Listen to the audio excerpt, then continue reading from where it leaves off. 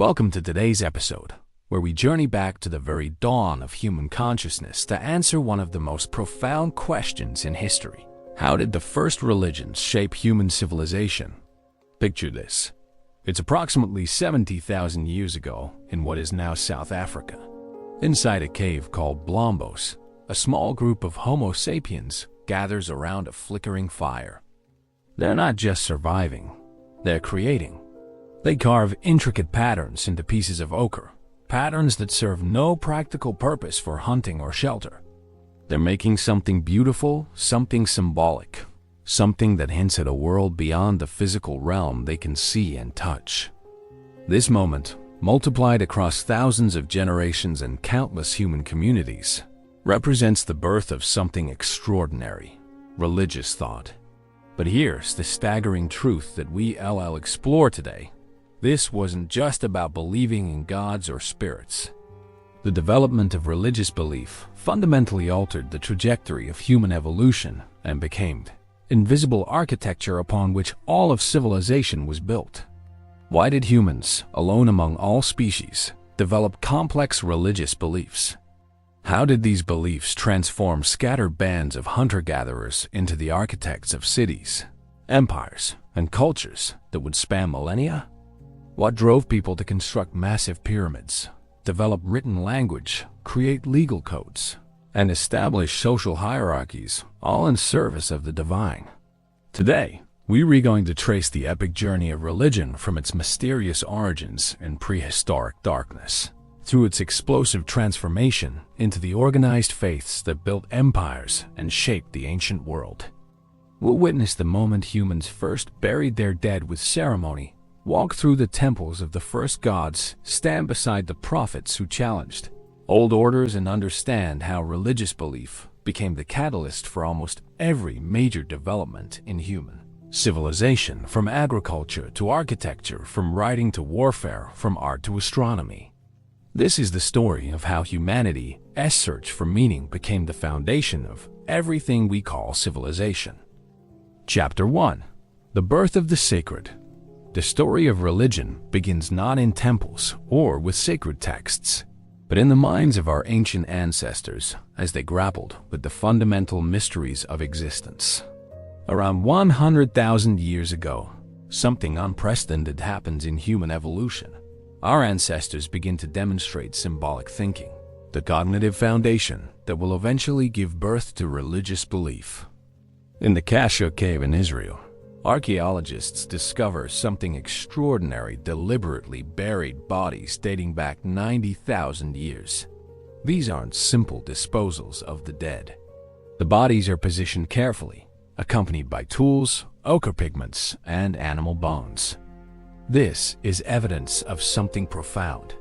These early humans believe that death is not an ending, but a transition. They're preparing their loved ones for a journey into an unknown realm. You can imagine the scene. A group of early Homo sapiens standing around a carefully dug grave as the sun sets over the ancient landscape. They place stone tools beside the body, weapons for protection, perhaps, or implements for work in whatever world awaits.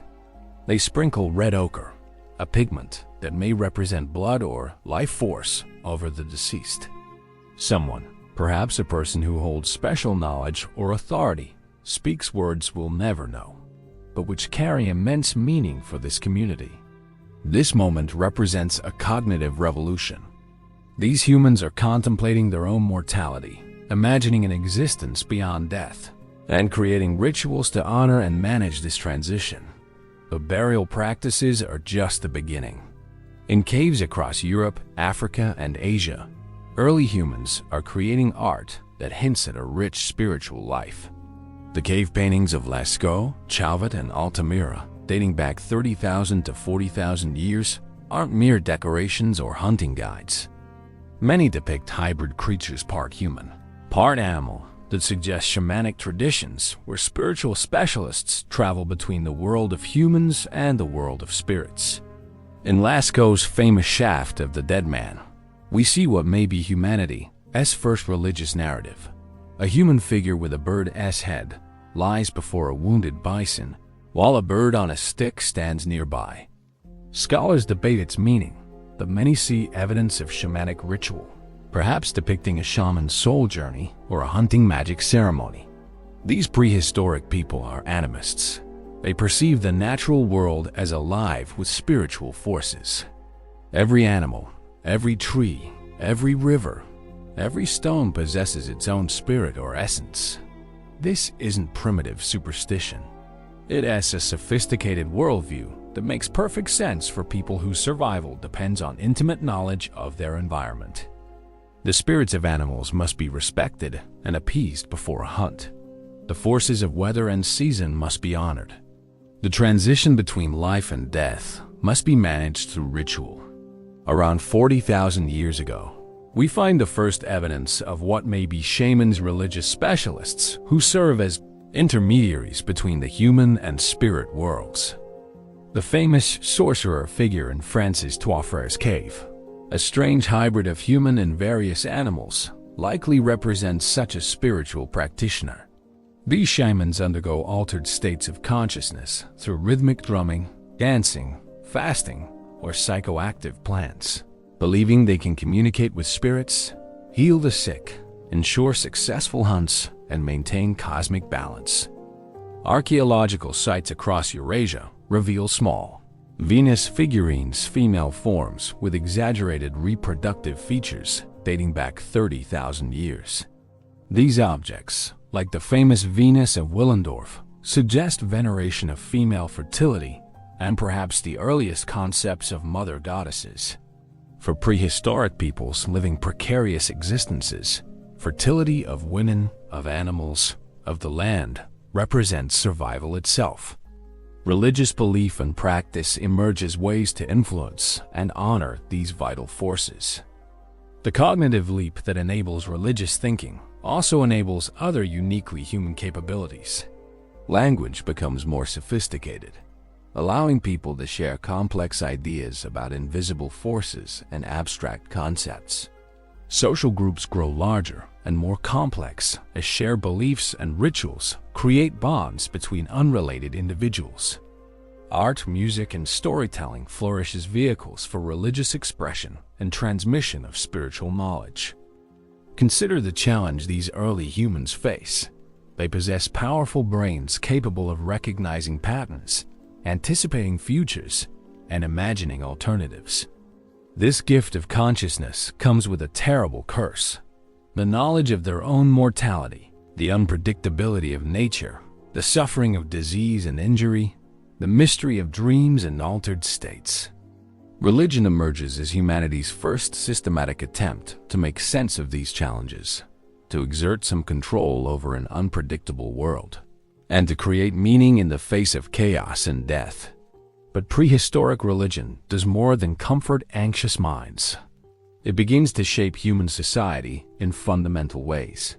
Religious rituals require coordination and shared understanding, strengthening social bonds. The role of shaman or spiritual leader creates social differentiation, perhaps humanity's first specialized occupation beyond the basic tasks of survival. Sacred spaces, special caves, particular landscapes, ritual gathering places become humanity's first architecture, places set apart from the mundane world. The transmission of religious knowledge from generation to generation requires teaching and learning, laying groundwork for later educational systems. The religious practices of prehistoric peoples also drive technological and cognitive development. Creating ochre pigments requires knowledge of mineral properties and chemical processes. Crafting Venus figurines in cave art demands fine motor skills and artistic vision. Planning and executing elaborate burial rituals requires organizational ability and social cooperation. These activities, all rooted in religious belief, push human capabilities forward. As the last ice age begins to wane around 15,000 years ago, human societies stand on the brink of the most significant transformation in our species' history: the transition from mobile hunter-gatherers to settled agriculturalists. This shift will be intimately connected with religious development. But already, in these prehistoric peoples, we see the foundations that will support all future religious systems. Belief in an invisible spiritual realm, rituals to interact with that realm, specialized religious practitioners, sacred spaces and objects, and the use of religion to create social cohesion and meaning. The birth of religious thought represents nothing less than the birth of civilization's possibility. These ancient people, standing before their cave paintings or gathered around their burial sites, are doing something no other species has ever done. They're creating symbolic systems that transcend immediate survival needs.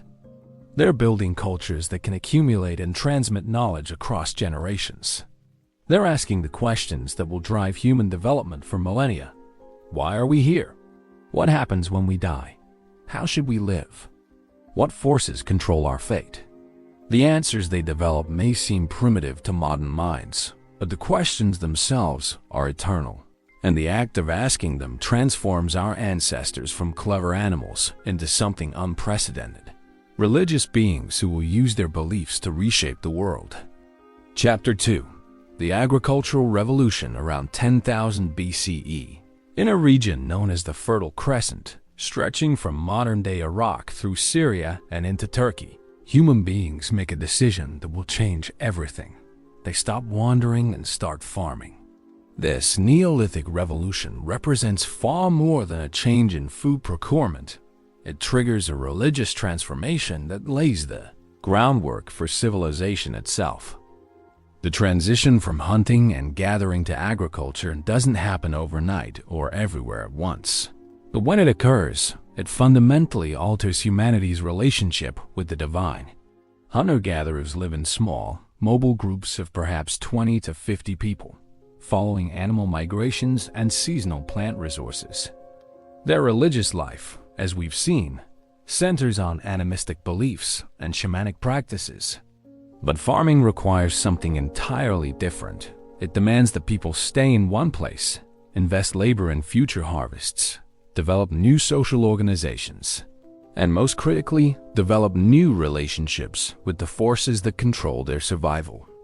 Consider the transformation from the perspective of these first farmers in places like Jericho, one of the world's oldest continuously inhabited settlements, dating to around 9,000 BC. For the first time in human history, people's survival depends not on their ability to track animals or find wild plants, but on the mysterious processes of growth, seasonal cycles, and weather patterns. A hunter-gatherer who faces a poor season can move to where resources are better. A farmer who has planted crops is locked in place, dependent on forces entirely beyond their control: rainfall, flooding, temperature, pestilence. This anxiety drives a profound shift in religious thinking. The diffuse spirits of the hunter-gatherer worldview begin to coalesce into more defined deities associated with specific, crucial functions. Gods and goddesses of rain, sun, earth, fertility, and grain emerge as major figures in early agricultural religions. These aren't distant, abstract beings. They're immediate, personal forces whose moods and actions determine whether communities feast or starve. At Göbekli Tepe in southeastern Turkey, we find perhaps the most dramatic evidence of this religious transformation. Dating to approximately 950 BC, before the full development of agriculture, this site features massive stone pillars arranged in circles, carved with elaborate reliefs of animals and abstract symbols.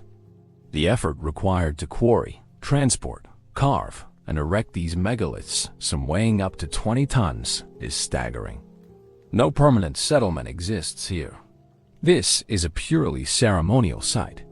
Hundreds or thousands of people must have gathered periodically to construct and use this complex, sustained by enough food surplus to support such massive communal projects. Recent research suggests that Göbekli Tepe might actually represent the catalyst for agriculture rather than its result. The theory is provocative but compelling. Perhaps the desire to support large religious gatherings drove people to begin cultivating wild grains, rather than farming, leading to organized religion. Whether cause or effect, The connection between agricultural society and monumental religious architecture is clear and profound. As farming spreads and intensifies, settlements grow larger. Uruk in central Turkey, flourishing between 7,500 and 5,700 BCE, houses perhaps 8,000 people at its peak, an unprecedented concentration of humanity. The town reveals fascinating religious developments. Houses contain shrines with bull horns, vulture imagery, and representations of female figures, often interpreted as goddesses. The dead are buried beneath the floors of houses, literally anchoring families to place and connecting the living with their ancestors. This practice, impossible for mobile hunter-gatherers, reflects the new permanence that agriculture enables. The religious art of early agricultural societies reveals their preoccupations. Female figurines, which appear in prehistoric contexts, become even more prominent in agricultural societies. These representations, often with emphasized breasts, bellies, and hips, likely reflect veneration of fertility in all its forms: human reproduction, animal fecundity, and crop abundance. The mother goddess, a concept that will appear in various forms throughout ancient religion, may have her origins in this agricultural anxiety about fertility and growth. But early agricultural religion isn't only about worship and supplication. It's also about control and power. As communities grow larger and more complex, religious specialists begin to play increasingly important roles. These aren't the shamans of hunter-gatherer societies, undertaking individual spirit journeys. These are priests and priestesses who manage temples, oversee rituals, maintain sacred knowledge, and serve as intermediaries between gods and communities. This priestly class represents one of humanity's first forms of occupational specialization beyond basic survival tasks, and their emergence has profound implications for social organization. The development of a priestly class requires agricultural surplus. Unlike shamans who hunt and gather alongside their communities while occasionally performing religious functions, full-time religious specialists must be supported by the labor of others. This simple fact drives the development of social hierarchy, taxation, and redistribution systems. Farmers must contribute portions of their harvest to support priests, to stock temple granaries, and to provide offerings for the gods. In return, priests provide ritual services, maintain calendars that track planting and harvest times, mediate disputes, and legitimize social arrangements. The connection between agriculture and religion becomes even more explicit in the development of seasonal festivals. Agricultural societies across the ancient world develop elaborate ritual calendars tied to the farming cycle. Spring planting festivals invoke God's blessings for the growing season. Midsummer celebrations honor the sun's power. Harvest festivals thank deities for their bounty. Winter solstice rituals encourage the sun's return and the renewal of the cycle. These aren't mere celebrations, they're critical religious obligations believed necessary for continued fertility and prosperity. Consider the psychological transformation this represents. Hunter-gatherers live in a world of relative immediacy: hunt today, eat today, move tomorrow.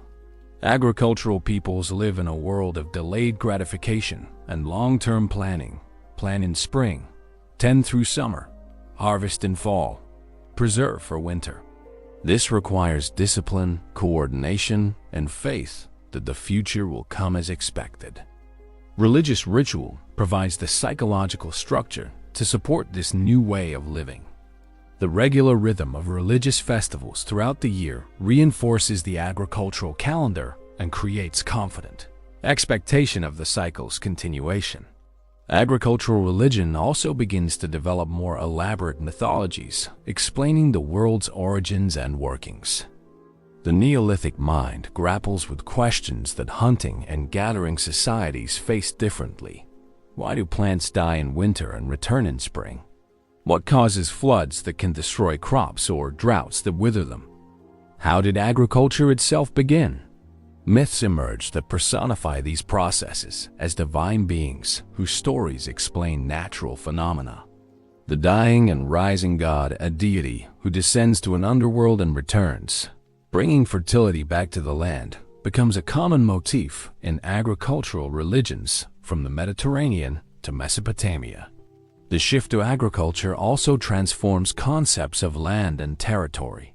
Hunter-gatherers have ranges they traverse, but don't own in any permanent sense.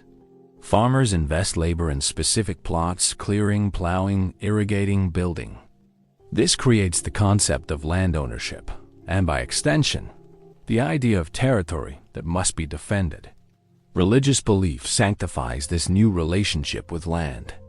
Gods grant particular territories to particular peoples. Sacred landmarks, springs, groves, unusual rock formations become boundary markers and gathering places. The land itself becomes sacred, imbued with religious significance that justifies its possession and defense. As agricultural settlements grow into towns and then cities, religious architecture grows more elaborate. Simple shrines become temples. Elevated platforms become ziggurats and pyramids. The physical manifestation of religious devotion becomes a way for communities to demonstrate their wealth, power, and piety.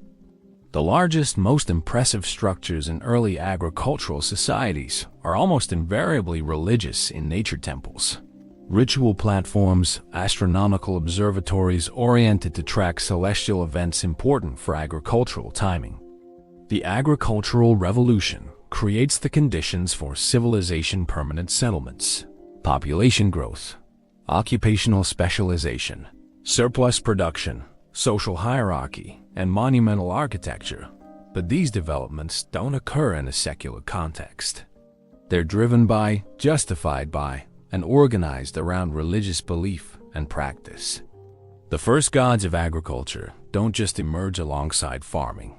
They're integral to its development and success. Religion provides the organizational principles, the motivational force, the social glue, and the temporal structure that allows agricultural civilization to flourish. As agricultural societies continue to develop over the millennia after 10,000 BCE, their religious systems grow more sophisticated. Pantheons expand, mythologies become more elaborate, priesthoods become more powerful, temples become more grand. And all of this religious development drives corresponding advances in social organization, architectural achievement, artistic expression, and technological innovation. The gods of grain and rain, born from agricultural anxiety, become the architects of civilization's first great achievements. Chapter 3. The Rise of the Temple State Mesopotamia. The land between the Tigris and Euphrates rivers in what is now Iraq witnesses humanity's transformation from agricultural villages into true urban civilization, and religion stands at the absolute center of this revolution. Around 4000 BCE, the scattered farming communities of southern Mesopotamia begin to coalesce into city-states, and these cities organize themselves not around secular rulers or economic systems, but around temples and the gods they house.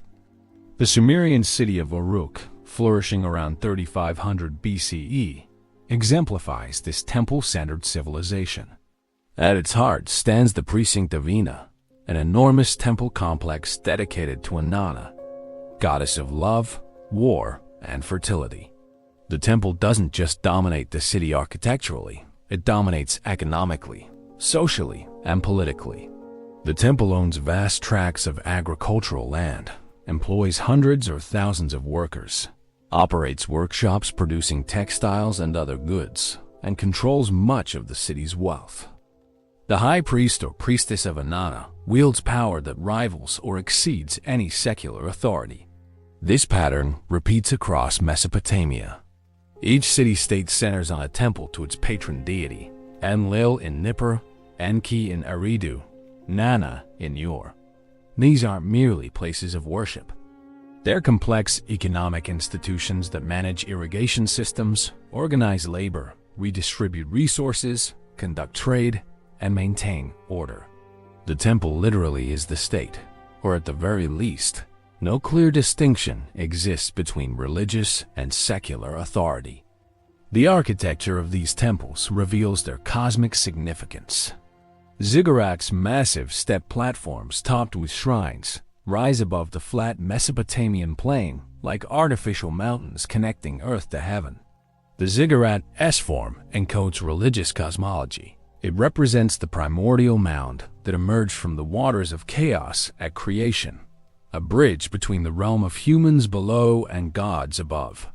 Climbing the ziggurat stairs, priests enact a ritual journey from earthly to divine space, ascending to where they can communicate with the gods and receive their will. The Mesopotamian cosmos, as recorded in later texts but rooted in earlier beliefs, consists of 3 tiers: heaven where the gods dwell, earth where humans live, and the netherworld where the dead reside. The ziggurat physically manifests as cosmology, with its base in the earthly realm and its summit reaching toward heaven. Religious ritual becomes the technology for managing relationships between these cosmic realms, ensuring that cosmic order is maintained and that divine favor flows to the human world. Mesopotamian religion develops a complex pantheon reflecting the social and political organization of the city-states themselves. At the pantheon's head sits An, or Anu, the sky god and father of the gods, who like an earthly king presides over a divine council. Enlil, god of wind and storm, serves as chief executive, implementing An's will. Enki, god of wisdom and fresh water, provides counsel and magic. Inanna, the passionate and warlike goddess, brings both love and destruction. Below these major deities exist countless minor gods, each with specific functions and jurisdictions, mirroring the bureaucratic complexity of earthly government. This pantheon isn't static, it evolves with political changes. When Babylon rises to dominance under Hammurabi around 1750 BCE, Babylon's patron god Marduk ascends to supremacy in the pantheon, with the epic Enuma Elish recounting how Marduk defeats the chaos monster Tiamat and becomes king of the gods. Religious mythology adapts to reflect and legitimize political reality. The gods' hierarchy mirrors and justifies the earthly power structure, creating a cosmic order that makes human social arrangements seem natural and inevitable. The relationship between humans and gods in Mesopotamian religion is fundamentally one of service.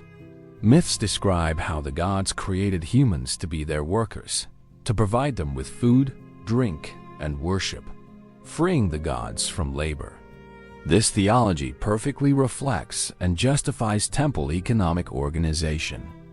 Ordinary people work temple lands and workshops, producing goods that support the priesthood and provide offerings to the gods: food, beer, clothing, incense, precious metals. The temple redistributes these resources, paying workers and feeding the populace during lean times. But the primary purpose is serving divine needs. This service relationship carries an implicit bargain. Humans serve the gods through labor and offerings, and in return, the gods maintain cosmic order, ensure fertility, prevent disaster, and grant victory over enemies. But Mesopotamian religion offers no guarantee of divine benevolence.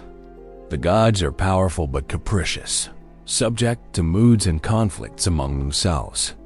Natural disasters, military defeats, famines, and diseases are understood as results of divine anger, often caused by failures in human worship or ritual obligations, or sometimes simply by conflicts among the gods themselves, in which humans become collateral damage. The Epic of Gilgamesh, Mesopotamia's greatest literary achievement, reveals this religious worldview with particular clarity. Gilgamesh, king of Uruk, is 2/3 divine and 1/3 human, yet even he cannot escape mortality. His journey to find immortality after his friend Enkidu's death ends in failure. The gods have decreed that humans must die, and not even the greatest hero can change this fundamental reality. The best humans can hope for is to perform great deeds that will be remembered, to build lasting monuments, and to ensure that proper offerings are made to provide for them in the gloomy netherworld. This somewhat pessimistic theology doesn't lead to despair, but rather to the intense focus on proper ritual performance that characterizes Mesopotamian religion. Since the gods hold all power and humans depend entirely on divine favor, correct worship becomes critically important. Priests maintain elaborate ritual calendars, perform daily offerings, conduct monthly and yearly festivals, and constantly work to interpret divine will through divination, reading omens in animal entrails, oil patterns on water, celestial phenomena, and dreams. The development of writing in Mesopotamia around 3200 BCE is itself driven primarily by religious and economic needs of the temple. The earliest writing consists of accounting records, tracking temple goods and transactions.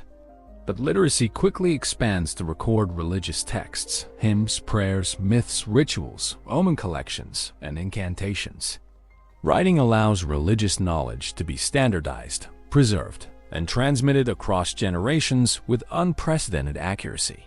The scribal schools attached to temples become centers of learning where young men, primarily, learn not just writing but mathematics, astronomy, medicine, law, and literature, all within a fundamentally religious context. Mesopotamian religion's impact on law and justice is equally profound. The famous law code of Hammurabi, inscribed on stone around 1750 BCE, begins with Hammurabi declaring that the gods have chosen him to promote the welfare of the people, to cause justice to prevail in the land, to destroy the wicked and the evil, that the strong might not oppress the weak. The laws themselves, covering everything from property rights to family relations to commercial transactions, are presented as divinely ordained. The stele's top shows Hammurabi receiving the laws from the sun god, Shamash, god of justice, visually establishing that these aren't mere human conventions, but divine commandments. This religious legitimization of law has profound implications. Laws backed by divine authority carry much greater force than secular regulations. Breaking the law becomes not just a crime against society, but an offense against the gods, punishable not only by earthly rulers, but potentially by divine retribution. This religious foundation of law will influence legal systems throughout the ancient world and beyond. The temple state model that develops in Mesopotamia spreads and adapts throughout the ancient Near East, influencing Egypt, the Levant, Anatolia, and beyond. While specific forms vary, the basic pattern remains. Religion provides the organizational principle and legitimizing ideology for early states. Temples serve as economic engines and administrative centers. Priesthoods develop into powerful social classes. Gods authorize kings and validate social hierarchies. Religious ritual becomes the technology for maintaining cosmic and social order. As Mesopotamian civilization matures over the 3rd and 2nd millennia BCE, the relationship between religious and secular authority grows more complex. Kings begin to claim more independent power, though always careful to maintain that they rule with divine sanction. Palace bureaucracies develop alongside temple bureaucracies. Yet even as political organization becomes more sophisticated, religion remains foundational. No Mesopotamian king rules without claiming divine approval. No significant undertaking occurs without religious ritual. No aspect of life falls outside religion's scope. The legacy of Mesopotamian religion extends far beyond the region itself. Its influence on Hebrew religion, and thus on Judaism, Christianity, and Islam, is substantial. Its model of temple-centered statehood influences civilizations from the Mediterranean to India. Its myths, the flood story, the creation epic, the descent to the underworld, resurface in later religious traditions. Its invention of writing to serve religious and administrative needs enables the preservation and transmission of religious ideas that will shape human civilization for millennia. In Mesopotamia, we see religion evolving from the agricultural gods of the Neolithic into something more complex and powerful. A comprehensive system that organizes society, legitimizes authority, explains the cosmos, provides meaning, and drives the development of writing, law, architecture, literature, and learning. The temple states of ancient Mesopotamia demonstrate that civilization itself, in its earliest forms, is fundamentally a religious project. Chapter 4. Divine Kingship along the banks of the Nile River. While Mesopotamian city-states compete and conflict, a different religious vision creates one of history's most stable and enduring civilizations. Ancient Egypt, unified around 3100 BC under the pharaoh Narmer, develops a religious system so comprehensive and powerful that it sustains Egyptian civilization for 3,000 years with remarkable continuity. Here, religion doesn't just influence the state itself becomes a religious institution, with the pharaoh standing as a living god maintaining cosmic order. The foundation of Egyptian religion is the concept of Ma'at, a word that simultaneously means truth, justice, balance, harmony, and cosmic order. Ma'at isn't merely an abstract principle. It's personified as a goddess, daughter of Ra, the sun god, represented by an ostrich feather. Ma'at is the proper state of the universe, the balance that allows life to flourish, the order that keeps chaos at bay. Every aspect of Egyptian religion and civilization orients toward maintaining Ma'at, preventing the return of Isfet chaos, disorder, injustice. The pharaoh stands at the center of this cosmic drama. Unlike Mesopotamian kings who rule with divine approval, the Egyptian pharaoh is himself divine, the embodiment of Horus, the falcon god during life, and identified with Osiris, god of the afterlife, after death. This isn't metaphor or political propaganda, though it certainly serves political purposes. Egyptians genuinely understand their king as a god incarnate, the essential link between the human and divine realms, the guarantor of Ma'at. Consider what this means for Egyptian society. When the pharaoh commands, a god commands. When the pharaoh judges, divine justice manifests. When the pharaoh performs rituals, he doesn't petition distant gods, as Mesopotamian priests do. He actively maintains cosmic order through his divine nature. The pharaoh's proper functioning becomes essential for the universe's continued existence. His performance of daily rituals, his observance of festivals, his construction of temples, his maintenance of justice, all are cosmic necessities, not merely religious obligations. This theology produces one of history's most remarkable monuments, the pyramids. The Great Pyramid of Khufu at Giza, constructed around 2560 BCE, stands as the largest stone structure built in the ancient world, requiring perhaps 100,000 workers laboring for 20 years. But the pyramids aren't mere tombs or demonstrations of power. They religious machines designed to ensure the pharaoh's successful transition to the afterlife and his continued function as maintainer of cosmic order even after death. The pyramid's shape itself encodes religious meaning. Its four sides, oriented precisely to cardinal directions, represent the rays of the sun god Ra streaming down to earth. The internal chambers and passages, including the soul shafts pointing toward specific stars, map the pharaoh's journey through death to rebirth among the stars, particularly to the constellation Egyptians associate with Osiris. Every aspect of the pyramid's design, from its astronomical alignments to its internal decoration, in later pyramids covered with pyramid texts, the oldest religious writings in the world, serves the single purpose of ensuring the divine king's eternal existence. But Egyptian religion isn't only about the pharaoh. A complex pantheon develops, with major gods associated with different cities and functions. Ra, the sun god of Heliopolis, represents solar power and daily renewal, the sun's death each night and rebirth each morning. Osiris, god of the dead and vegetation, embodies death and resurrection, judging souls in the afterlife. Isis, wife of Osiris and mother of Horus, represents divine motherhood and magic. Ptah, patron of Memphis, creates through thought and speech. Amun of Thebes, eventually syncretized with Ra as Amun-Ra, becomes chief of the gods during the New Kingdom. Hundreds of other deities, major and minor, populate the Egyptian cosmos. These gods aren't abstract, they're deeply embedded in daily life and natural cycles. The annual flooding of the Nile, essential for Egyptian agriculture, is the god Hapi bringing fertility.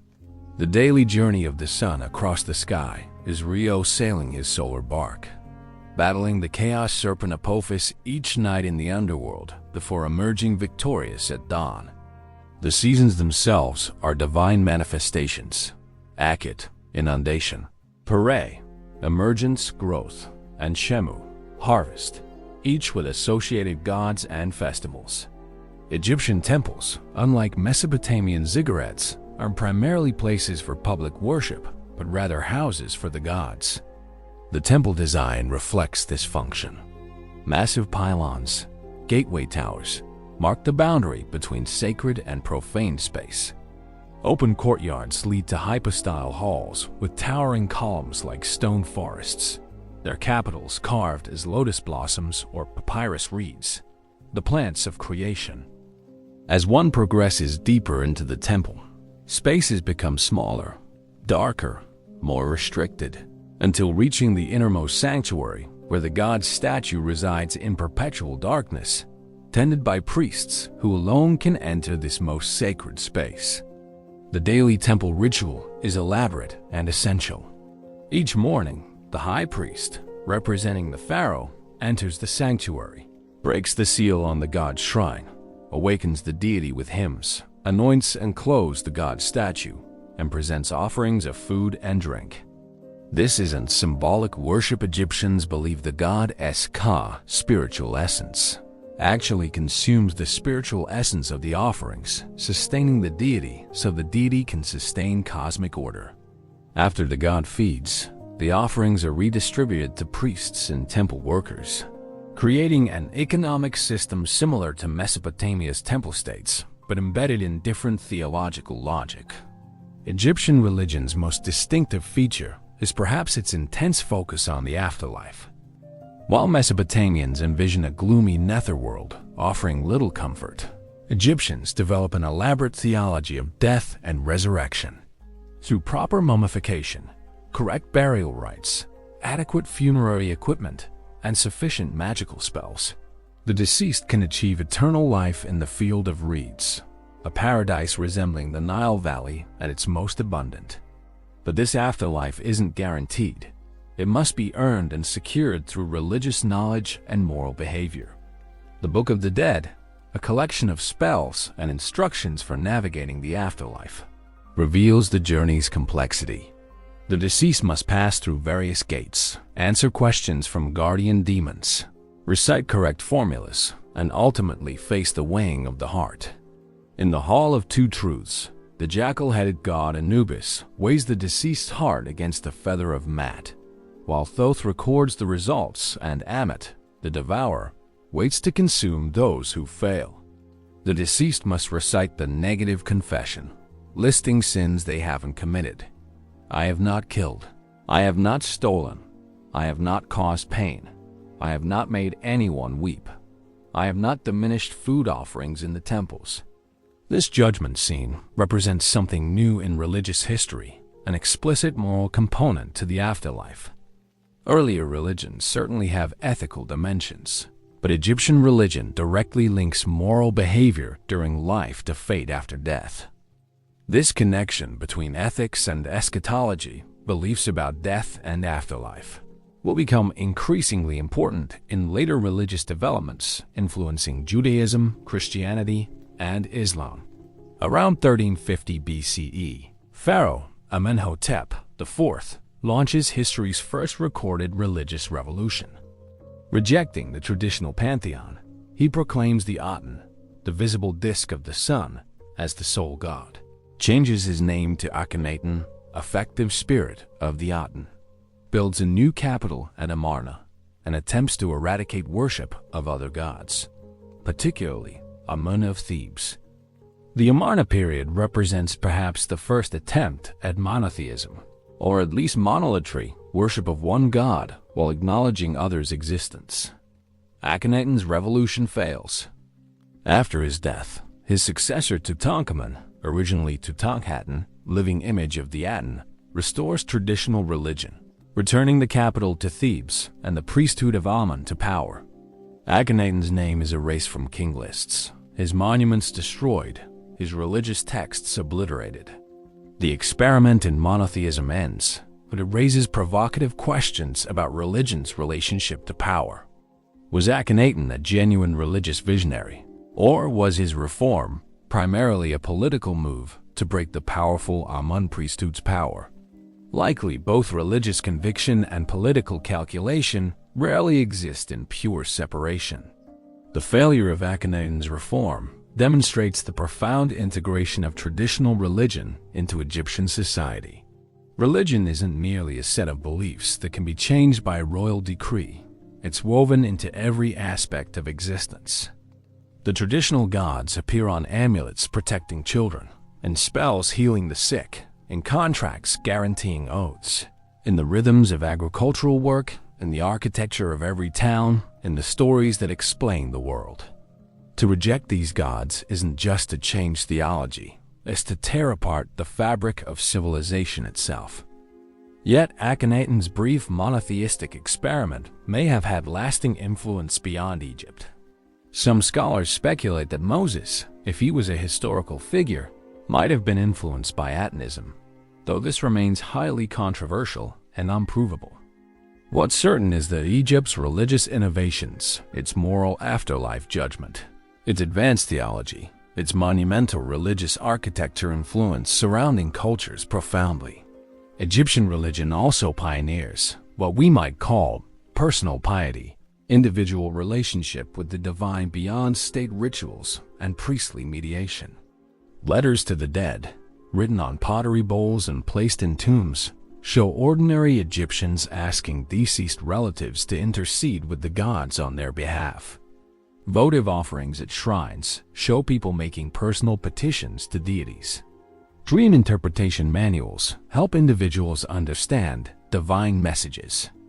While official state religion remains the domain of pharaoh and priests, ordinary Egyptians developed their own religious practices addressing daily concerns: health, love, justice, protection. The gods themselves become more accessible and personal during Egypt's later periods. Base, the dwarf god of protection, childbirth, and humor, has no grand temples but appears everywhere in homes as a guardian of families. Taurid, the hippopotamus goddess of childbirth, protects mothers and infants. These popular deities, less prominent in official theology, reveal how religion functions at the household level, addressing immediate human needs and fears. Magic, Heka, permeates Egyptian religion at all levels. Unlike later Western thought that will sharply distinguish religion from magic, Egyptians see them as continuous. The gods themselves use Heka. Ra employs it to fight Apophis. Isis uses it to resurrect Osiris and protect Horus. Priests, doctors, and specialized magicians wield Heka to heal diseases, curse enemies, protect against evil, and ensure success in various endeavors. Magical spells invoke gods' names and threaten to disrupt cosmic order if the gods don't comply, a remarkable illustration of how Egyptians understand the mechanics of the universe as something that can be manipulated through correct knowledge and procedure. This magical religious worldview drives Egyptian achievement in various fields. Medicine develops within religious contexts, with physicians often also being priests. Anatomical knowledge, gained from mummification, advances medical understanding. Mathematical and engineering expertise, required for pyramid construction and temple building, develops through religious motivation. Astronomy advances through the need to align temples precisely and calculate festival dates. Writing, initially developed for religious and administrative purposes, enables the preservation of religious texts, medical treatises, mathematical problems, and literary works. The resilience of Egyptian civilization, maintaining cultural continuity for 3 millennia despite various foreign conquests and internal disruptions, owes much to its religious system. The concept of Mad provides a cosmic blueprint for social order that transcends political changes. The pharaoh's divine status creates powerful ideological justification for centralized authority. The afterlife beliefs motivate enormous economic activity, tomb building, mummification, funerary offerings that employs vast numbers of people. The temple system redistributes resources and provides social stability. The religious calendar structures agricultural and social life in predictable rhythms. When Alexander the Great conquers Egypt in 332 BCE, he's careful to present himself as pharaoh, performing traditional religious rituals and consulting the oracle of Amun at Siwa Oasis. His Ptolemaic successors continue this pattern, presenting themselves as pharaohs and maintaining traditional religion while introducing Greek elements. This adaptability of Egyptian religion, its ability to incorporate foreign rulers into its cosmic order, contributes to its survival into the Roman period. Egyptian religion finally declines only with the rise of Christianity in the Roman Empire. The last hieroglyphic inscription dates to 394 CE, the last Demotic text to 452 CE. The old gods' temples close or convert to Christian churches. Yet even in death, Egyptian religion influences the world profoundly. Its moral afterlife judgment influences Christian and Islamic eschatology. Its monumental architecture inspires countless later builders. Its art, with its distinctive style maintained for millennia, captivates cultures far removed in time and space. Its hieroglyphic script, when finally deciphered in the 19th century, opens windows into one of humanity's most sophisticated early civilizations. Most fundamentally, Egyptian religion demonstrates how a comprehensive religious worldview can organize and sustain a complex civilization across vast stretches of time. In Egypt, religion isn't separate from politics, economics, art, architecture, literature, or daily life. It is the framework within which all these activities occur and derive meaning. The pharaoh god maintaining Mad against chaos, the soul's judgment before Osiris, the daily feeding of temple gods, the construction of pyramids reaching toward eternity. All these religious ideas and practices create the stable civilization that builds the pyramids, writes the world's first religious texts, develops advanced medical and mathematical knowledge, and leaves an indelible mark on human history. Chapter 5. The Covenant people in the ancient Near East, surrounded by the polytheistic civilizations of Egypt, Mesopotamia, and the Levant, a small group of Semitic people develops one of history's most revolutionary religious ideas: monotheism, the belief that only one God exists, a universal deity who demands exclusive worship and reveals moral law binding all humanity. This is the story of how Judaism emerges and how it transforms not only its own people, but ultimately reshapes the religious landscape of the entire world. The origins of Hebrew religion are murky and contested, debated among archaeologists, biblical scholars, and historians. The traditional narrative Hebrew patriarchs, Abraham, Isaac, and Jacob, receiving divine promises. The enslavement in Egypt, Moses leading the Exodus, receiving the Torah at Mount Sinai. The conquest of Canaan faces challenges from archaeological evidence, suggesting more gradual and complex development. What's clear is that by around 1000 BCE, two Hebrew kingdoms, Israel in the north and Judah in the south, exist in the southern Levant, and they worship Yahweh, sometimes rendered Jehovah, as their primary deity, though not necessarily as the only God. Early Hebrew religion likely wasn't purely monotheistic. Archaeological evidence from ancient Israel reveals worship of Asherah, a Canaanite goddess often described as Yahweh's consort. Inscriptions reference Yahweh and his Asherah.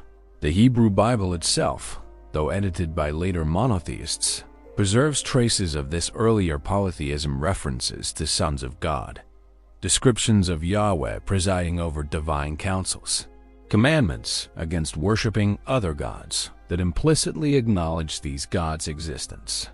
What makes early Hebrew religion distinctive isn't pure monotheism but monolatry, the exclusive worship of one God, Yahweh, while acknowledging that other peoples have their own gods. This monolatry centers on covenant, a binding agreement between Yahweh and his people. The covenant concept, possibly influenced by ancient Near Eastern treaty formulae between kings and vassals, becomes central to Jewish identity.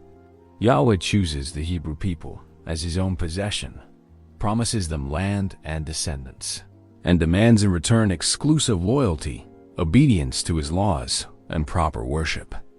This relationship isn't based on the people's merit. Repeatedly, the Bible emphasizes their small numbers and stiff-necked nature, but on divine choice and love. The covenant establishes a mutual relationship. Yahweh will protect and bless his people. They will serve only him and follow his commandments. The Torah, the first 5 books of the Hebrew Bible, Genesis, Exodus, Leviticus, Numbers, Deuteronomy, stands at the heart of this covenant relationship. These texts, traditionally attributed to Moses, but actually compiled and edited over centuries, contain not just religious ritual laws, but comprehensive guidance for all aspects of life: civil law, criminal law, ethical behavior, dietary restrictions, agricultural practices, family relations, treatment of the poor and strangers. The Torah makes no distinction between religious and secular law. All derives from the same divine source, and all carries equal authority. This legal religious system is distinctive in the ancient world. Hammurabi's laws, as we've seen, claim divine sanction, but they're presented as the king's laws, given divine approval. The Torah presents itself as God's direct words, with even the king subject to divine law rather than above it. This places ultimate authority not in any human institution, but in revealed divine will, interpreted by priests and later by rabbis, but never simply created by human lawmakers. The 10 Commandments, or 10 words, given at Mount Sinai according to Exodus, encapsulate Torah's essential character. They begin not with ritual requirements, but with the declaration, "I am Yahweh your God, who brought you out of Egypt, out of the house of slavery. You shall have no other gods before me." This establishes both Yahweh's identity, the God who liberates from oppression, and the first requirement, exclusive loyalty. The commandments then mix religious obligations: no idols, keep the Sabbath holy, don't misuse God's name, with social ethics: honor parents, don't murder, don't steal, don't commit adultery, don't covet, don't bear false witness. Religion and ethics intertwine inseparably. The Sabbath, the weekly day of rest, represents a remarkable religious innovation. Every 7 days, all work ceases. Not only free Israelites rest, but also servants, animals, even the land itself, every 7 years. This rhythm of work and rest becomes encoded in creation theology. God rested on the 7th day after creating the world, sanctifying the Sabbath pattern. The practice creates economic costs, 1 day of lost productivity weekly, but enormous social and religious benefits. The Sabbath becomes a distinctive Jewish identity marker, a regular reminder of covenant obligations, a sacred time structuring weekly life, and eventually a model influencing Christian Sunday and Muslim Friday observances. The Hebrew prophets, emerging prominently from the 8th century BCE onward, transform Hebrew religion profoundly. Prophets like Amos, Hosea, Isaiah, Jeremiah, and Ezekiel aren't primarily predictors of the future, though they do that, but rather covenant prosecutors. They indict Israel and Judah for breaking covenant obligations and warn of divine judgment. But their emphasis shifts increasingly towards social justice. Amos thunders against those who trample on the needy and bring the poor of the land to an end. Who sell the righteous for silver and the needy for a pair of sandals? Micah declares that what Yahweh requires is to do justice, love mercy, and walk humbly with your God. Isaiah condemns religious hypocrisy. Elaborate sacrifices mean nothing if accompanied by oppression and injustice. This prophetic emphasis on social justice, on ethical behavior as the primary religious obligation, represents revolutionary religious thinking. Other ancient religions certainly have ethical components, but the prophets make justice and compassion toward the vulnerable widows, orphans, foreigners, the poor central to religious obligation, more important even than sacrificial ritual. This ethical monotheism will profoundly influence Christianity and Islam, and eventually shape Western concepts of human rights, social justice, and universal moral law. The catastrophe of 586 BCI, the Babylonian conquest of Jerusalem, the destruction of Solomon's temple, and the exile of Judah's elite to Babylon forces a religious crisis that transforms Judaism fundamentally. The temple, Yahweh's dwelling place, lies in ruins. The land promised by covenant is lost. Many ancient peoples, facing such defeat, would assume their gods had been conquered by stronger gods and would adopt their conqueror's religion. Instead, Hebrew thinkers, particularly the prophets and priests in exile, reinterpret the catastrophe. Yahweh hasn't been defeated. He's punishing his people for covenant violations, idolatry, injustice, ritual impurity. This interpretation requires seeing Yahweh as using even foreign nations as instruments of his will, implying he controls not just Israel's destiny, but all nations, a claim moving toward true universal monotheism. The exile period, 586 to 538 BCE, sees crucial religious developments. Without the temple, worship adapts. Synagogues, assembly places for prayer, Torah reading, and study emerge, creating a non-sacrificial form of worship that will prove remarkably resilient. The Torah is compiled, edited, and standardized, becoming the written foundation of Jewish identity that can survive even without land or temple. The Sabbath, circumcision, and dietary laws become especially important identity markers for a people trying to maintain distinctiveness in foreign lands. When Cyrus of Persia conquers Babylon and permits Jews to return to Judah, 538 BCE, many do, and they rebuild the temple, completed 516 BCE. But Judaism has been transformed. The experience of exile, of maintaining identity without land or temple, creates a portable religion centered on Torah, capable of surviving anywhere. The returning Jews, led by figures like Ezra and Nehemiah, enforce strict separation from surrounding peoples, prohibition of intermarriage, and rigorous Torah observance. Judaism becomes more consciously bounded, more explicitly monotheistic, more focused on law and purity. The Second Temple period, 516 BCE to 70 CE, sees continuous religious development. The canon of Hebrew scripture expands beyond Torah to include prophets and writings. Scribes and teachers, eventually called rabbis, develop oral traditions interpreting written Torah, addressing questions the text doesn't explicitly answer. Different Jewish groups emerge: Pharisees, emphasizing oral law and resurrection beliefs; Sadducees, focusing on written Torah and temple ritual; Essenes, pursuing ascetic purity; Zealots, advocating violent resistance to foreign rule. This diversity demonstrates Judaism's intellectual vitality and its ability to adapt to changing circumstances. Jewish belief in the afterlife evolves significantly during this period, likely influenced by Persian Zoroastrianism. Earlier Hebrew thought has vague notions of Sheol, a shadowy underworld where all the dead exist without much consciousness or distinction between righteous and wicked. But gradually, beliefs develop in resurrection. The dead will be raised at some future time and judged, with the righteous rewarded and the wicked punished. This eschatological hope becomes increasingly important, especially as Jews suffer under foreign domination. Greek Seleucids, then Romans. If justice doesn't prevail in this life, it will in the age to come. Messianic hopes also intensify. The expectation that God will send an anointed deliverer, Messiah, from David's line to restore Israel, defeat its enemies, and establish God's kingdom. Different groups envision this differently. Some expect a warrior king, others a priestly figure, still others a cosmic judge. This messianic expectation creates religious and political volatility, as various figures claim or are claimed as messiahs, often leading revolts against Roman rule.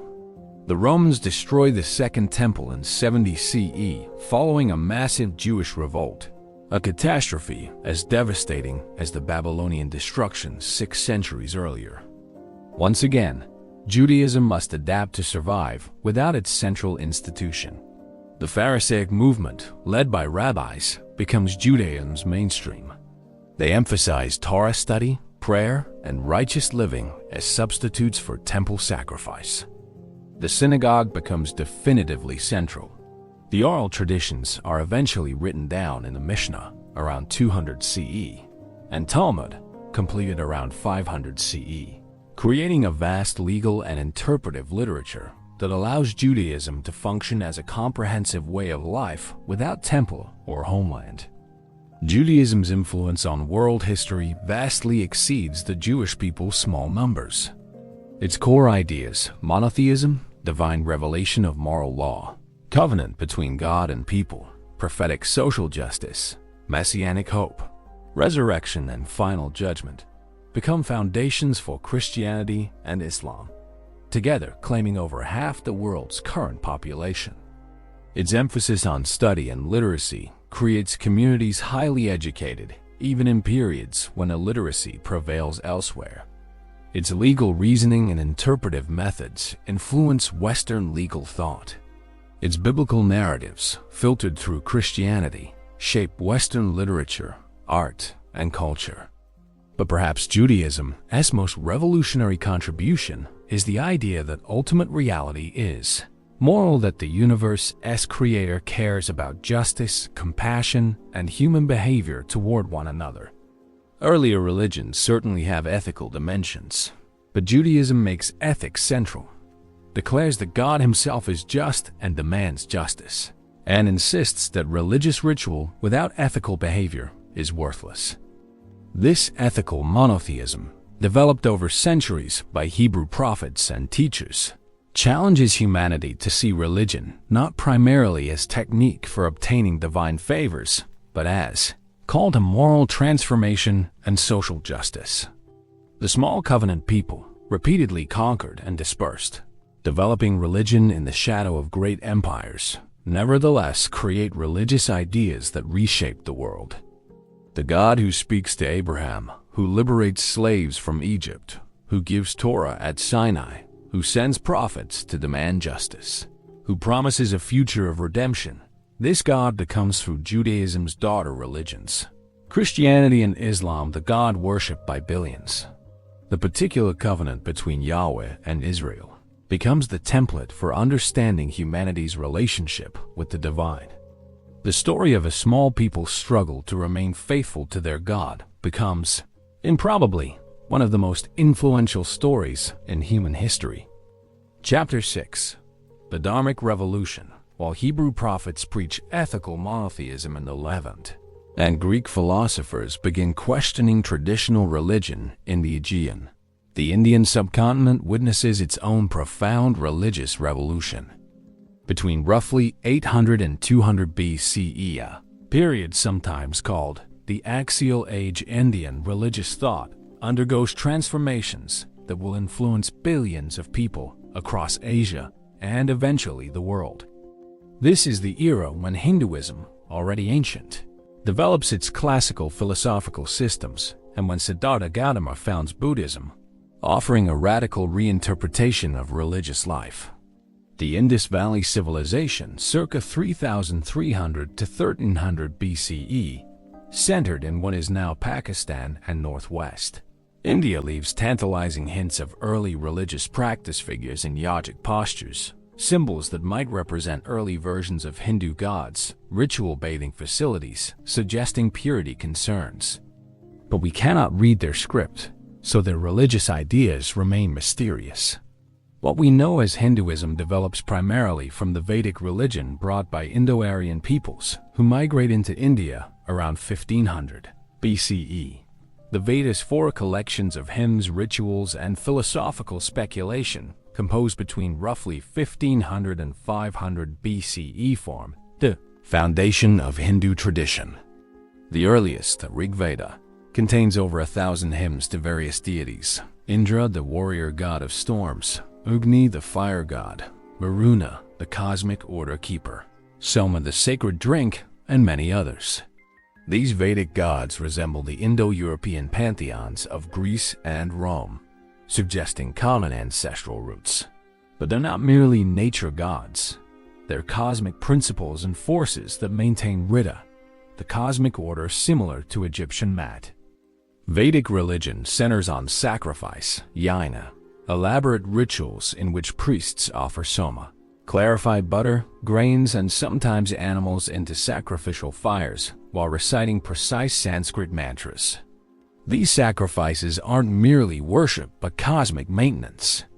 The rituals, performed correctly with exact precision, sustain the gods, who in turn sustain the cosmos. The Brahmins, the priestly class, possess the knowledge to perform these rituals correctly, giving them enormous religious and social power. But around 800 BCE, religious thinking begins shifting in revolutionary directions. Recorded in texts called Upanishads, sitting down near, suggesting students learning from teachers. The Upanishadic thinkers question Vedic ritualism's effectiveness. They seek something deeper than correct ritual performance. They seek ultimate knowledge of reality itself. Their profound speculations give birth to ideas that will define Hindu philosophy.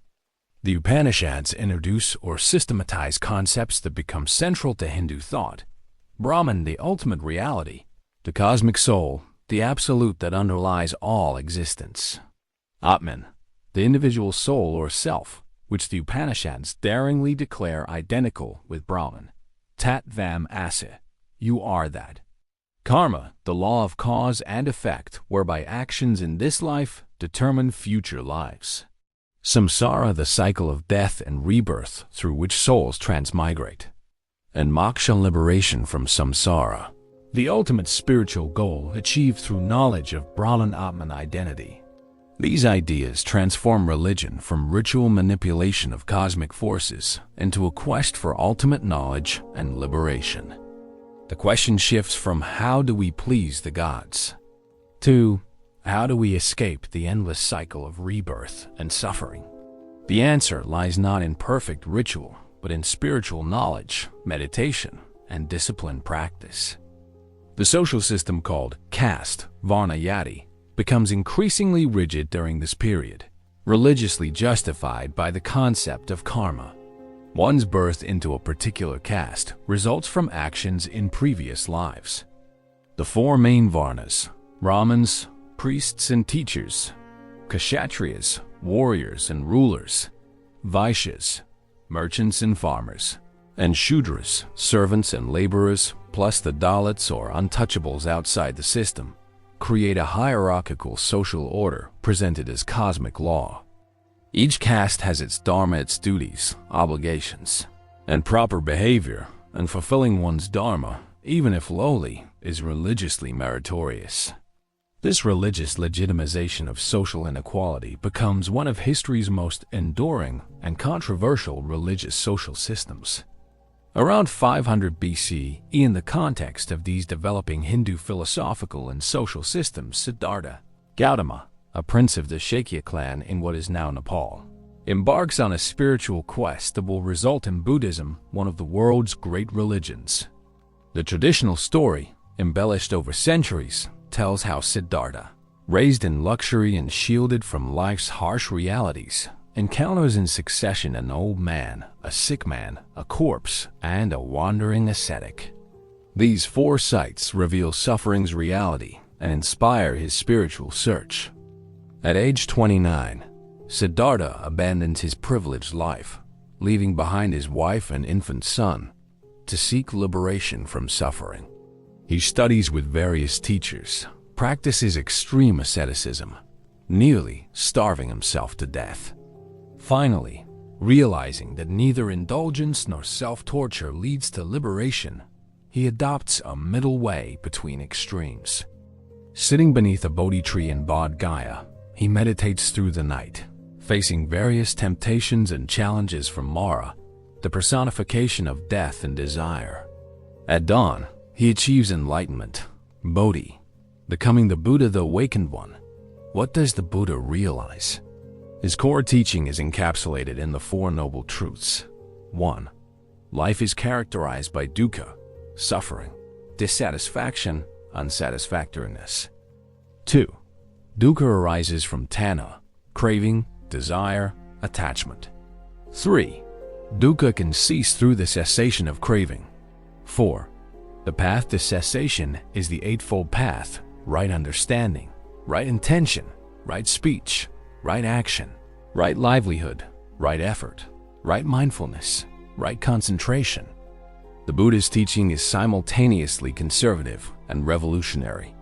It's conservative in accepting karma, rebirth, and the goal of liberation from samsara, all concepts from Hindu thought. But it's revolutionary in its psychology and its rejection of key Hindu elements. The Buddha teaches that there is no permanent self, Anatman, no self, directly contradicting the Upanishadic Atman doctrine. What we call self is actually a constantly changing combination of 5 aggregates: physical form, feelings, perceptions, mental formations, and consciousness. Clinging to the illusion of a permanent self causes suffering. The Buddha also rejects the authority of the Vedas, the necessity of priests and rituals, and the religious legitimacy of caste. His Sangha, the monastic community he establishes, admits anyone regardless of birth, including women, though this meets resistance. What matters isn't birth or ritual, but ethical conduct, mental cultivation, and wisdom. This democratization of spiritual life, this insistence that liberation depends on personal effort rather than priestly intercession or divine grace, makes Buddhism appealing to many dissatisfied with Brahminical Hinduism. The Buddha's approach is remarkably empirical and practical. He discourages metaphysical speculation about cosmic origins or God's existence, famously refusing to answer certain questions he considers unhelpful for liberation. He uses the simile of a man shot with a poisoned arrow who insists on knowing the arrow's maker, the wood type, the bow's construction before allowing treatment. He'll die before getting answers. Similarly, speculating about ultimate metaphysics doesn't address the immediate problem of suffering. Focus instead on the path to liberation.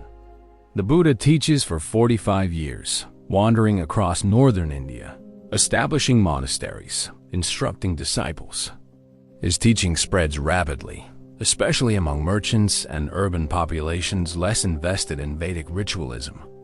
After his death, circa 400 BCE, his followers convened councils to preserve his teachings, eventually compiling extensive scriptures, the Tripitaka, or 3 baskets.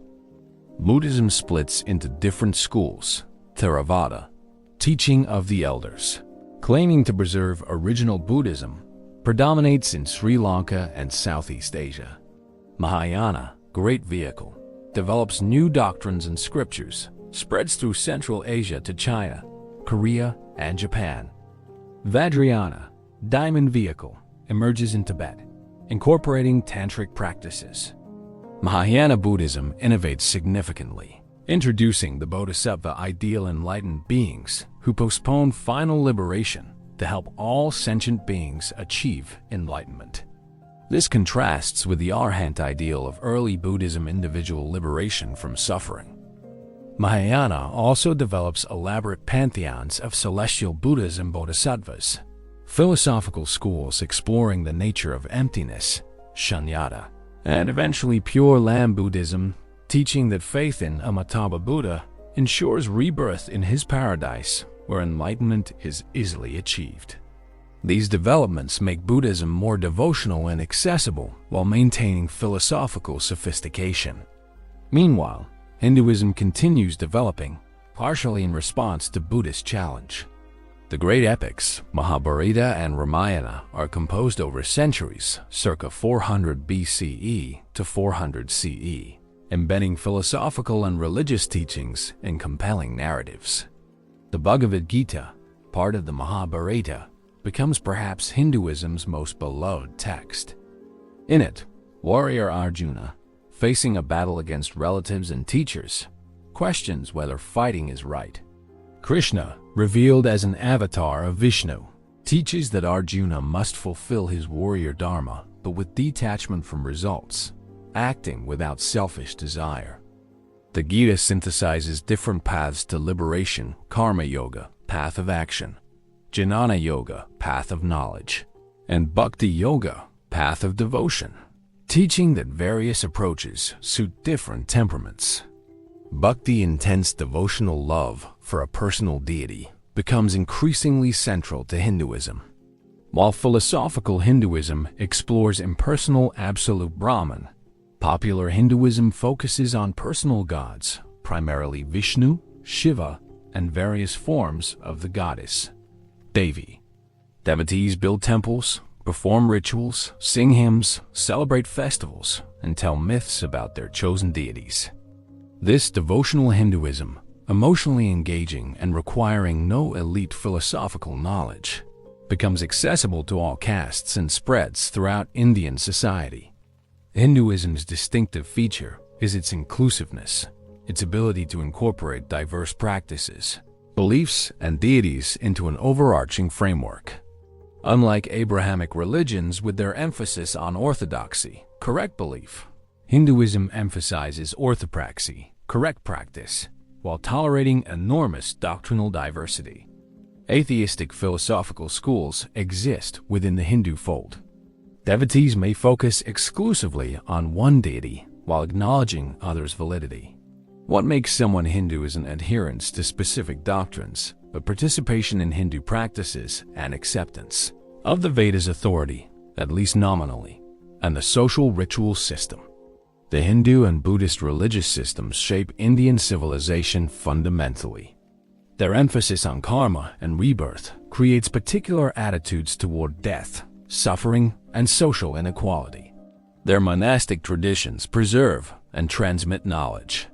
Their emphasis on meditation and yogic practice develops sophisticated psychophysical disciplines. Their temples and stupas, Buddhist shrines, drive architectural achievement. Their philosophical speculations explore consciousness, reality, logic, and epistemology with remarkable sophistication. Their mathematical innovations, including the decimal system and the concept of zero, emerge, partly from cosmological speculation about vast numbers and astronomical calculations for religious calendars. Buddhism spread beyond India, beginning seriously under Emperor Ashoka, circa 268 to 232 BCE, who converts to Buddhism and sends missionaries throughout Asia, represents one of history's most significant religious transmissions. Buddhism adapts to each culture it enters. Chinese Buddhism incorporates Confucian and Taoist elements. Japanese Buddhism develops distinctive forms like Zen. Tibetan Buddhism synthesizes Indian Buddhism with indigenous Bon practices. This adaptability helps Buddhism become a major force throughout Asia, though it nearly disappears from India itself by 1200 CE under pressure from resurgent Hinduism and later Islamic conquest. The Dharmic religions, Hinduism, Buddhism, and later Jainism and Sikhism demonstrate religious possibility quite different from the Abrahamic tradition developing simultaneously in the Middle East.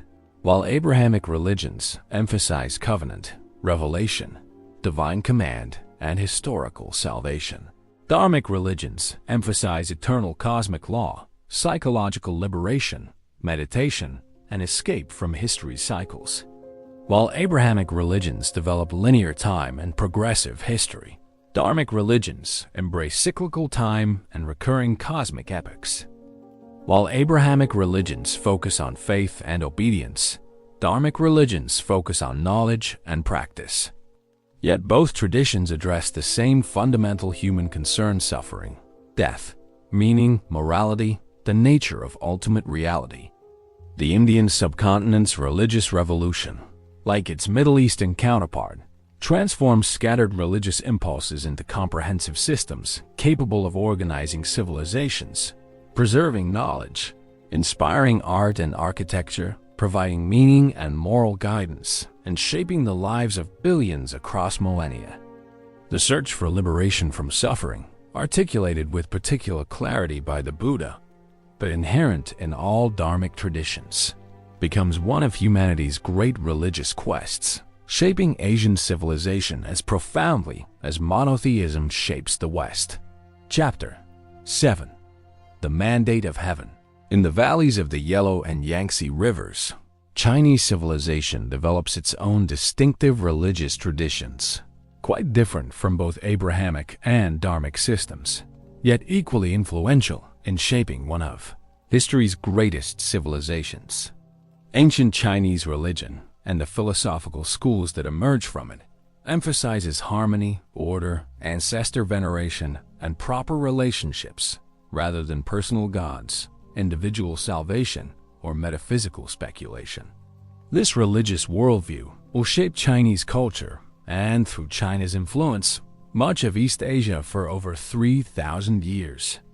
The earliest Chinese civilization we can reliably document is the Shang dynasty, circa 1600 to 1046 BCE, which leaves extensive archaeological evidence including elaborate bronze vessels used in religious rituals and thousands of oracle bones, turtle shells, and animal bones, inscribed with the earliest known Chinese writing. These oracle bones reveal a religious world centered on ancestor worship and divination. Shang kings communicate with their deceased ancestors and with Shangdi, the Lord on high, the supreme deity, through elaborate rituals and by inscribing questions on bones, applying heat, and interpreting the resulting cracks. These oracle bone inscriptions, questions about warfare, hunting, agriculture, weather, childbirth, illness, show that religion permeates every aspect of life. The royal ancestors, far from being dead and gone, remain active presences who can influence earthly affairs for good or ill. They must be consulted, honored, fed through sacrifice, and kept pleased. This ancestor cult isn't unique to China. Many cultures venerate ancestors, but in China, it becomes extraordinarily developed and enduring, creating powerful social bonds and legitimizing hierarchical authority structures. The Zhou dynasty, 1046–56 BCE, conquers the Shang and justifies its revolt through a new religious concept that will profoundly shape Chinese political thought. The Mandate of Heaven, Tangming. The Mandate of Heaven establishes a pattern that will repeat throughout Chinese history. Dynasties rise when virtuous founders receive Heaven's mandate, rule effectively for generations, gradually decay through corruption and incompetence, face natural disasters and social unrest that signal Heaven's displeasure, and finally fall to new founders who claim the mandate for themselves. This cyclical pattern shapes Chinese historical consciousness. History isn't linear progress toward salvation, as in Abrahamic religion, or eternal cycles of cosmic dissolution and recreation, as in Hindu thought, but a more nuanced pattern of dynastic rise and fall within continuous civilization. The late Zhou period, despite or perhaps because of its political chaos as the dynasty fragments into warring states, witnesses an extraordinary flowering of philosophical and religious thought. The Hundred Schools period, roughly 600 to 200 BCE. The most influential thinkers emerged during this era, including Confucius, Laozi, and eventually the synthesizer Zhuangzi, each offering different visions of proper living and social order. Confucius, 551 to 479 BCE, known in the West as Confucius, teaches during a time of social upheaval and seeks to restore harmony through the revival of ancient ritual and virtue.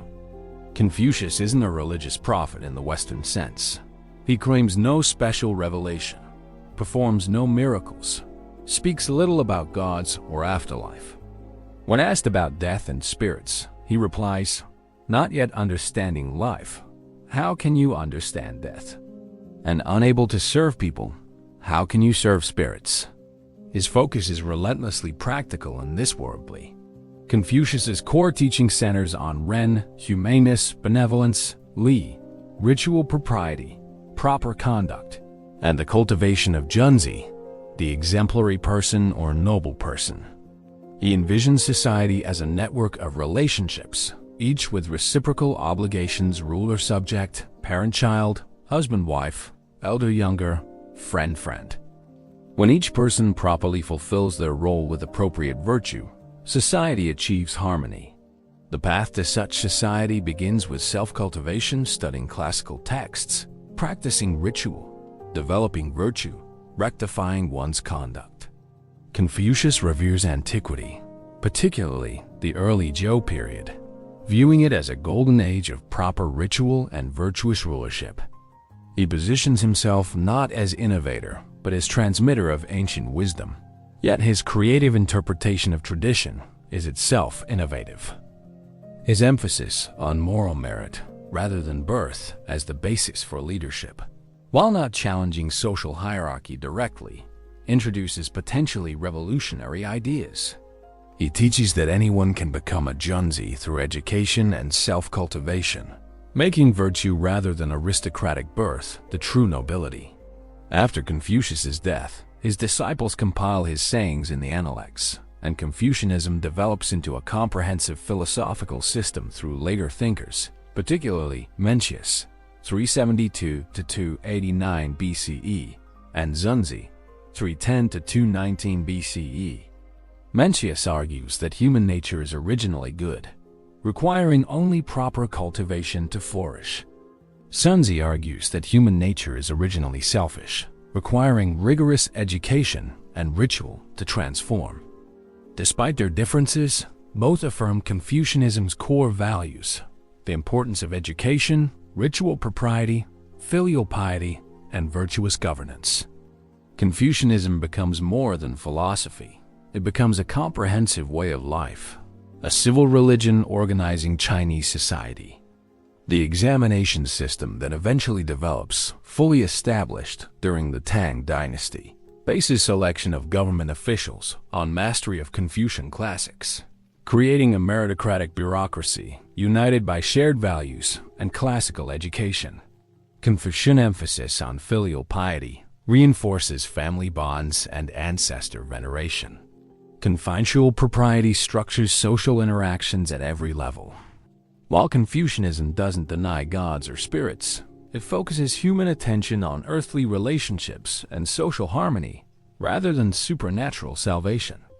A very different religious philosophical vision emerges with Taoism. The foundational text, the Dao De Jing, Tao Te Ching, is traditionally attributed to Laozi, Old Master, supposedly an older contemporary of Confucius, though the text likely dates to the 4th or 3rd century BCE and may have multiple authors. Unlike Confucius's detailed attention to ritual and social relationships, the Dao De Jing points towards something more mysterious and less definable: the Tao, the way. The Dao De Jing opens with a paradox. The Tao that can be spoken is not the eternal Tao. The name that can be named is not the eternal name. The Tao is the ultimate reality underlying existence, the source from which all things emerge, a pattern according to which nature operates. But it cannot be captured in words or concepts. It operates through Wu Wei, non-action or effortless action, acting naturally without forcing or interfering, like water that flows around obstacles rather than confronting them directly, yet eventually wears away stone. The Dao De Jing critiques Confucian concern with ritual, virtue, and social order, suggesting these become necessary only when people have lost their natural harmony with the Tao. When the great Tao is abandoned, There are benevolence and righteousness. When wisdom appears, there is great hypocrisy. When family relations are not harmonious, there are filial piety and parental affection. When the country is in chaos, there are loyal ministers. In other words, Confucian virtues are remedial measures for a society that has lost its way. The Daijing advocates instead for simplicity, spontaneity, and alignment with nature's rhythms. Zhuangzi, 369 to 286 BCE, the other foundational Taoist philosopher, develops these ideas through vivid stories, parables, and thought experiments. His writings emphasize the relativity of human perspectives and values, the futility of striving and anxiety, and the joy of spiritual freedom. In one famous passage, Zhuangzi dreams he is a butterfly, then wakes uncertain whether he is Zhuangzi, who dreamed of being a butterfly, or a butterfly now dreaming of being Zhuangzi. Such stories challenge fixed notions of identity and reality, encouraging readers to question ordinary assumptions and experience life with greater openness and spontaneity. Taoism develops in two parallel streams: philosophical Taoism, Daojia, emphasizing meditation, naturalness, and mystical insight, and religious Taoism, Daojiao, developing elaborate pantheons, priestly hierarchies, magical practices, and quests for immortality.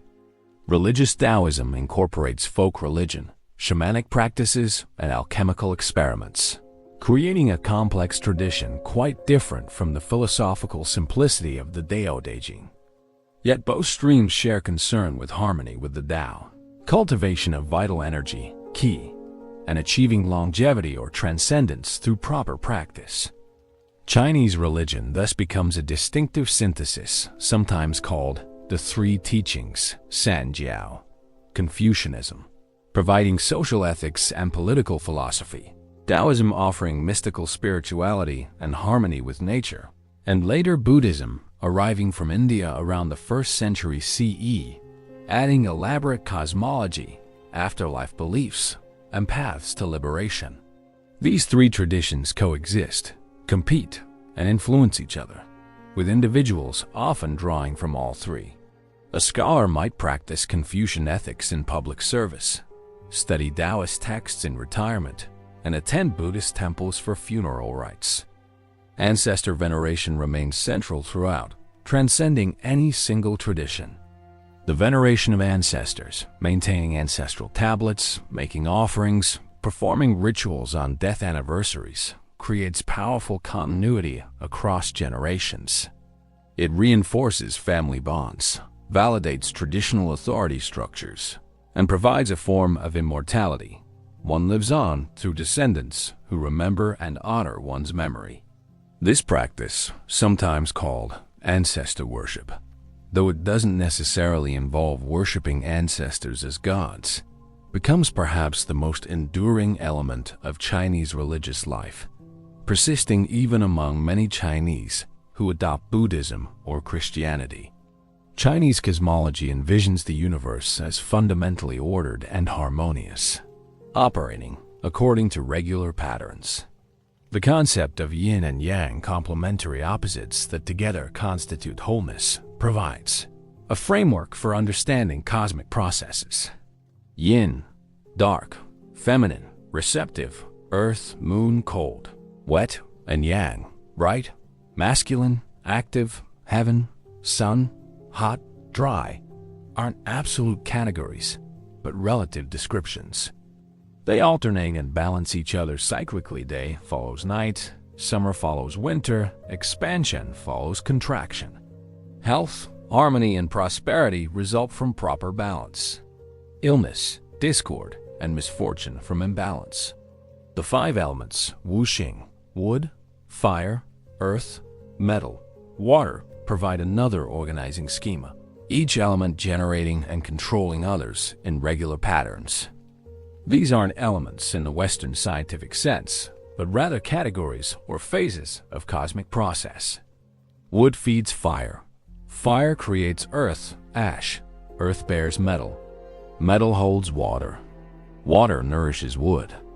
This system organizes everything from seasons to organs to emotions to colors to musical notes, creating elaborate correspondences that inform medicine, feng shui, geomancy, astrology, and governance. These cosmological systems don't separate from religion or philosophy. They're all integrated. Proper governance requires rulers to understand cosmic patterns and align governmental activities with them. Medicine treats illness by restoring balance to the body's ki, vital energy, flowing through meridians. Feng shui arranges buildings and graves to harmonize with landscape's ki. The cosmos operates as an integrated whole, and human flourishing requires harmonizing with its patterns rather than controlling or transcending them. Chinese religion's emphasis on harmony and order, rather than salvation or liberation, creates distinctive priorities. Religious practice focuses on maintaining proper relationships with ancestors, with gods, with society, with nature, rather than achieving personal enlightenment or eternal reward. Ritual performed correctly maintains cosmic and social order. Failure to perform proper rituals, violation of hierarchical relationships, or immoral behavior by rulers disrupts harmony, leading to disaster. Religion becomes primarily about sustaining order rather than seeking transcendence. Though mystical and transcendent elements certainly exist, especially in Taoism and later Buddhism, the Chinese emperor, as Son of Heaven, occupies a unique religious position. He mediates between heaven and earth, performing essential rituals that maintain cosmic harmony. The Temple of Heaven in Beijing, built in the 5th century, but continuing ancient practices, is where emperors perform elaborate sacrifices at the winter solstice, reporting to heaven on the empire's affairs and praying for good harvests. The emperor's virtue directly affects the realm's prosperity. Virtuous emperors bring peace and plenty. Immoral emperors bring disaster. Natural catastrophes, floods, earthquakes, eclipses signal heaven's displeasure, often prompting emperors to issue self-critical edicts and perform penitential rituals. This religious political system creates remarkable stability. While dynasties rise and fall, Chinese civilization maintains continuity for thousands of years, united by common writing system, classical texts, ethical values, ritual practices, and cosmological understanding. Even foreign conquerors, Mongols, Manchus, adopt Chinese political and cultural systems, including their religious dimensions, to legitimate their rule. The mandate of heaven provides a framework flexible enough to accommodate change while maintaining continuity. Chinese religious architecture reflects cosmological understanding. Temples orient according to feng shui principles, aligning with cosmic forces. The Forbidden City's layout embodies cosmic order, the emperor at the center, hierarchically arranged courtyards and halls, colors and numbers reflecting 5-element correspondences. Pagodas marking Buddhist temples adapt Indian stupas to Chinese aesthetics and cosmology. Ancestral temples in every town and village house tablets of the deceased, creating sacred spaces connecting living and dead.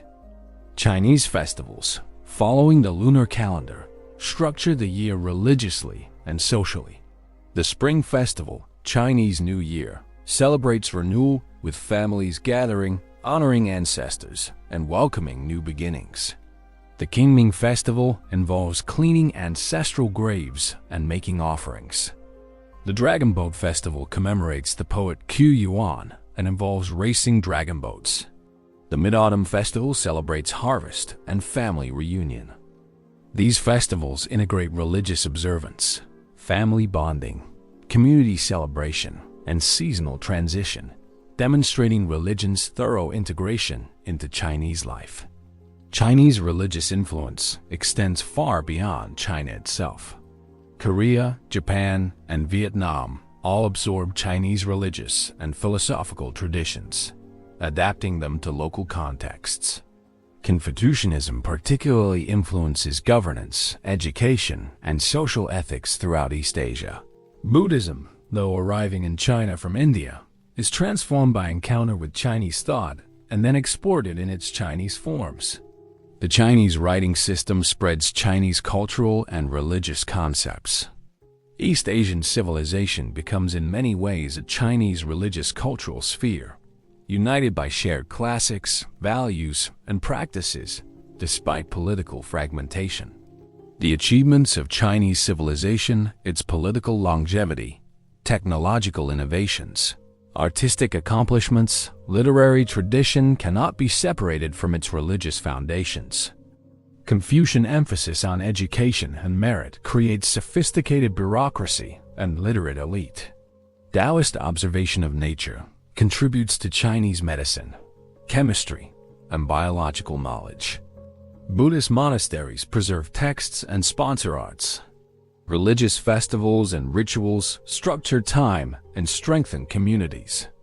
Cosmological systems organize knowledge and experience. Ancestor veneration creates intergenerational continuity and social cohesion. Perhaps most remarkably, Chinese religious traditions develop without strong emphasis on exclusive truth claims or conversion.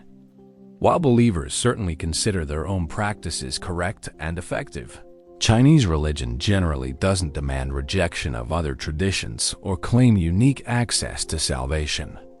This inclusiveness allows multiple traditions to coexist, individuals to practice eclectically, and foreign religions to find niches without completely displacing indigenous traditions. This differs markedly from the Abrahamic religion's typical exclusivism and creates a distinctive pattern of religious tolerance and syncretism.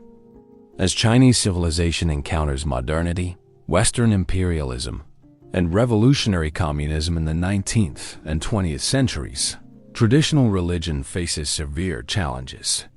Yet even today, despite communist governments' official atheism and past persecution of religion, Confucian values persist in Chinese culture. Taoist practices continue, Buddhism revives, and ancestor veneration remains widespread. The religious worldview developed over 3 millennia in China, as river valleys continue shaping how over 1 billion people understand themselves, their relationships, and their place in the cosmos. Chapter 8: Greek Religion. While Eastern civilizations developed their distinctive religious traditions, the Greek world along the Aegean Sea and Mediterranean coast witnesses a unique transformation: the gradual emergence of philosophy from religion, the questioning of traditional myths through rational inquiry, and the development of ideas about gods, nature, and humanity that will profoundly influence Western civilization. Greek religion, often dismissed as mere mythology, actually provides the fertile ground from which Western philosophy, science, and critical thinking emerge. Greek religion of the Archaic and Classical periods, roughly 800 to 323 BCE, differs markedly from the religions we've examined so far. The Greeks have no sacred scripture comparable to the Hebrew Bible, the Vedas, or the Confucian classics. They have no organized priesthood wielding significant political power. They have no single creation story or unified theology. Instead, Greek religion consists of diverse local cults, varied myths with multiple versions, public festivals, and sacrifices, mystery religions, promising initiates, blessed afterlife, and an evolving pantheon of anthropomorphic gods who are powerful but far from omnipotent or morally perfect. The Olympian gods, Zeus, Hera, Poseidon, Athena, Apollo, Artemis, Ares, Aphrodite, Hephaestus, Hermes, Demeter, Dionysus, and later Hades, are immortal and powerful, but remarkably human in their emotions, conflicts, and failings. They love, hate, feel jealousy, seek revenge, engage in extramarital affairs, play favorites, and quarrel among themselves. They demand honor and sacrifice from humans, but offer no clear moral guidance or promise of salvation. They intervene in human affairs, but capriciously, based on personal preferences rather than cosmic justice. The relationship between humans and gods is primarily transactional, do what they. I give so that you give. Humans offer sacrifices, animals, wine, grain, and honor through festivals, temples, and hymns. In return, they hope for divine favor, victory in war, good harvests, safety at sea, health, children. But there's no guarantee. The gods may ignore prayers, withdraw favor for mysterious reasons, or demand greater tribute. Piety means performing proper rituals and showing appropriate respect, not necessarily moral virtue, though offending the gods through hubris, arrogant pride, or violating sacred guest-host relationships brings divine punishment. Greek myths, recorded most famously by Homer in the Iliad and Odyssey, 8th century BCE, and Hesiod in the Theogony, circa 700 BCE, explain the world's origins, God's nature, and humanity's place in the cosmos. Hesiod recounts how chaos gives rise to Gaia, Earth, and other primordial beings, how the Titans rule under Cronus, and how Zeus and the Olympians overthrow the Titans after a great war. These are creation myths in the sense of creating from nothing. The gods themselves emerge from pre-existing cosmic forces and shape rather than create the world. Humanity's position in this cosmos is complex. Humans are distinct from gods mortals who must die, while gods enjoy eternal youth and pleasure. The afterlife for most people is gloomy existence as shades in Hades' realm, neither reward nor punishment, but merely diminished continuation. Only exceptional individuals, heroes, who achieve great kleos, glory, through notable deeds are remembered through poetry and cult worship, achieving a kind of immortality through lasting fame. Yet within this framework, Greeks develop remarkably sophisticated ethical thought. The concept of arte, excellence or virtue, becomes central, striving for excellence in whatever one's role requires, whether warfare, athletics, statesmanship, or philosophical inquiry. The ideal of sophrosyne, moderation, self-control, counsels against extremes. The maxim "Know thyself," inscribed at Delphi's temple, encouraged self-understanding. Greek tragedy explores moral complexity, human suffering, and the conflict between human will and fate. The city-state polis becomes the primary context for Greek religious life. Each polis has its patron deity: Athena for Athens, Poseidon for Corinth, Artemis for Ephesus, and conducts public festivals celebrating these deities. The Panathenaia festival in Athens, featuring athletic contests, musical competitions, and a grand procession bringing a new robe to Athena's statue, strengthens civic identity and unity. Participation in such festivals is simultaneously religious duty and civic obligation. The two are inseparable. But alongside this public civic religion, mystery cults offer something different: personal religious experience and promise of blessed afterlife. The Eleusinian Mysteries, celebrating Demeter and Persephone's story of loss and reunion, initiate participants, both men and women, even slaves, into secret rites that supposedly transform their afterlife fate. Those initiated claim profoundly moving experiences, but are sworn to secrecy, so we don't know the mystery's content. Orphic mystery religions teach that humans have both earthly, titanic, and divine, Dionysian natures, and through proper ritual and pure living, the divine part can achieve immortality. Beginning in the 6th century BCE, a revolutionary development occurs. Philosophers begin questioning traditional mythic explanations and seeking natural rather than supernatural accounts of reality. Thales of Miletus, circa 624 to 546 BCE, often called the first philosopher, proposes that water is the fundamental substance underlying all things. This doesn't sound impressive until we realize what he's doing, seeking a natural, rational explanation for the world's composition rather than attributing everything to God's actions. Thales' successors continue this project. Anaximander proposes the boundless as the ultimate principle. Anaximenes suggests air. Heraclitus argues that everything flows and changes. with fire as the fundamental element and logos, reason, as the principle governing change.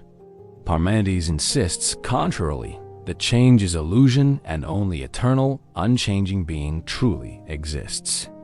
These pre-Socratic philosophers, though their works survive only in fragments, initiate the Western philosophical tradition, using reason and argument rather than myth and revelation to understand reality. This doesn't mean they abandon religion.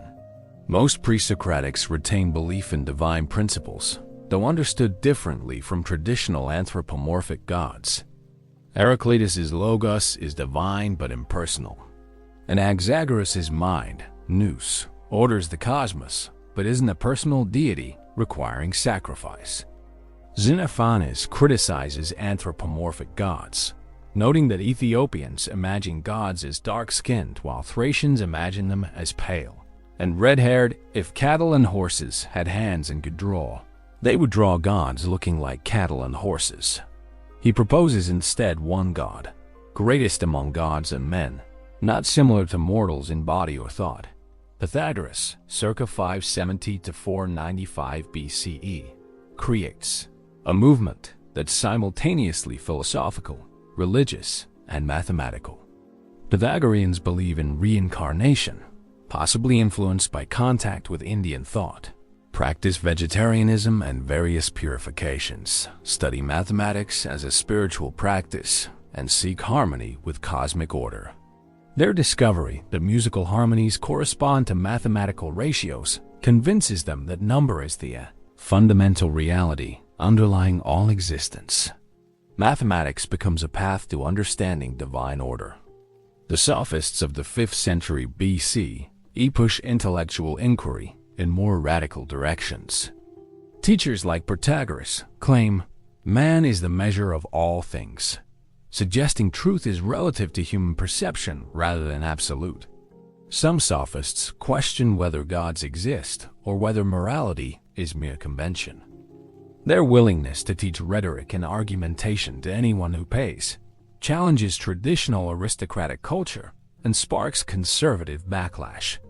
Into this ferment steps Socrates 469–399 BCE, who transforms philosophy by redirecting it toward ethical questions and introducing rigorous dialectical method. Socrates, as portrayed by his student Plato, claims to know nothing but persistently questions others' claims to knowledge, revealing contradictions and forcing interlocutors to examine their assumptions. His fundamental questions: what is justice? What is virtue?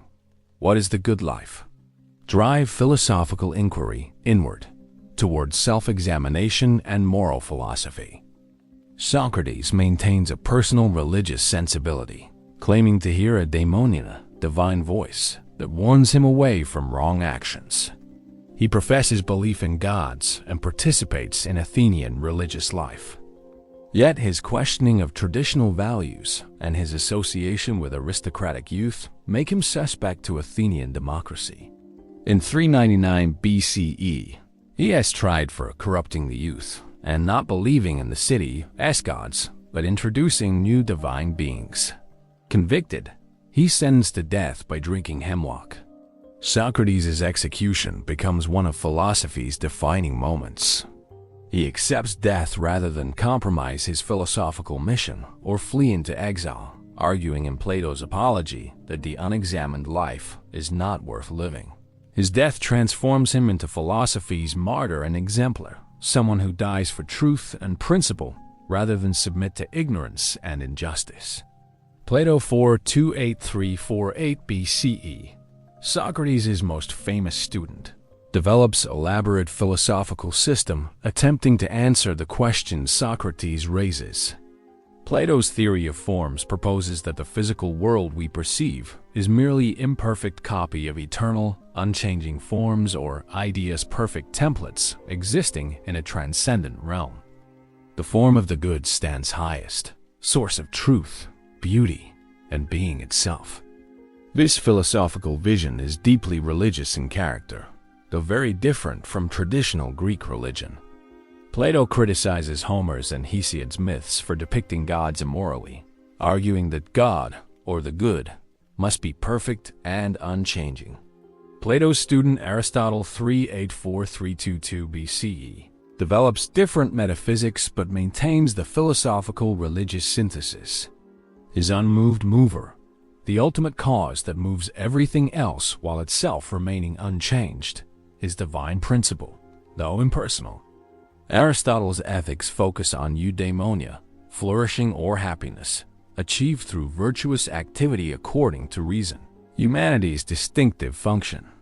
These philosophical developments don't destroy traditional Greek religion, but exist alongside it in complex relationship.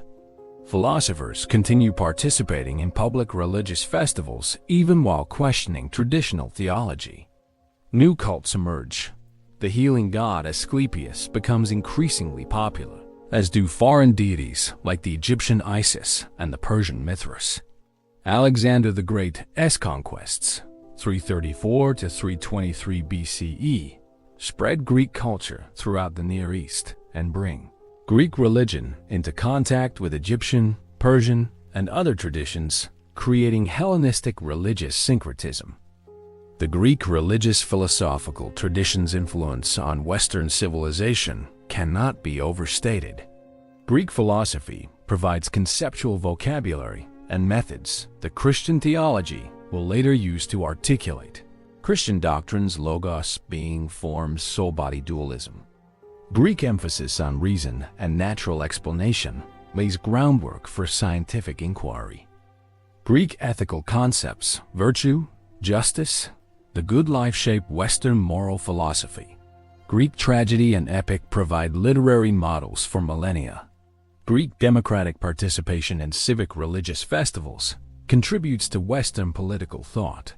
Perhaps most significantly, Greek culture demonstrates that religion and critical inquiry need not be enemies. The same civilization that worships Olympian gods also produces philosophy questioning traditional beliefs. The same culture that performs elaborate sacrificial rituals also develops mathematics, geometry, natural philosophy, and medicine. Greek religion, precisely because it lacks dogmatic scripture or powerful priesthood enforcing orthodoxy, allows space for intellectual experimentation and rational inquiry that eventually produces the Western philosophical and scientific traditions. As Greek culture merges with Roman power and eventually encounters Christianity, its religious philosophical heritage transforms but endures. Greek philosophical concepts shape Christian theology. Greek ethical ideals influence Christian virtue theory. Greek rational methods inform medieval scholasticism. Greek literature and art remain cultural touchstones. The Greeks' peculiar combination of religious sensibility and rational inquiry, of myth and philosophy, of tradition and innovation, creates a legacy that continues shaping Western thought more than 2 millennia after the last sacrifice to Zeus. Chapter 9. The Roman religious. As Greek culture flourishes and then declines, a new power rises in the Italian peninsula. Rome. Beginning as a small city-state on the Tiber River, Rome will build history's largest pre-modern empire, stretching from Britain to Mesopotamia, from the Rhine to the Sahara. Roman religion, initially similar to Greek polytheism but with distinctive characteristics, evolves into a sophisticated synthesis incorporating Greek, Egyptian, Persian, and other traditions while maintaining Roman identity. Understanding Roman religion is essential to understanding how Christianity emerges and eventually conquers the empire that initially persecutes it. Early Roman religion, circa 8th–3rd centuries BCE, is practical, contractual, and focused on maintaining pax deorum, peace with the gods. The Romans are less concerned with God's personal characteristics or mythological adventures than with ensuring divine favor through correct ritual performance. Roman religion emphasizes orthopraxy, right practice, over orthodoxy, right belief. What matters isn't what you believe about the gods, but whether you perform the proper sacrifices, prayers, and rituals at the proper times in the proper ways. The Roman pantheon initially consists of distinctively Roman deities: Jupiter, king of gods associated with sky and thunder. Mars, god of war and agriculture. Quirinus, possibly representing the Roman people itself. Janus, god of beginnings and transitions. Vesta, goddess of hearth and home. But as Rome contacts Greek culture, especially after conquering Greek southern Italy in the 3rd century BCE, the Romans increasingly identify their gods with Greek counterparts. Jupiter with Zeus, Mars with Ares, Venus with Aphrodite, Neptune with Poseidon, and adopt Greek mythology to fill out Roman god stories. Roman religion is thoroughly integrated with political and social life. The Senate conducts religious business.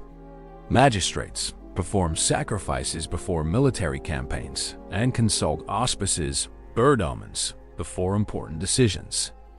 The calendar fills with religious festivals, many connected to agricultural cycles.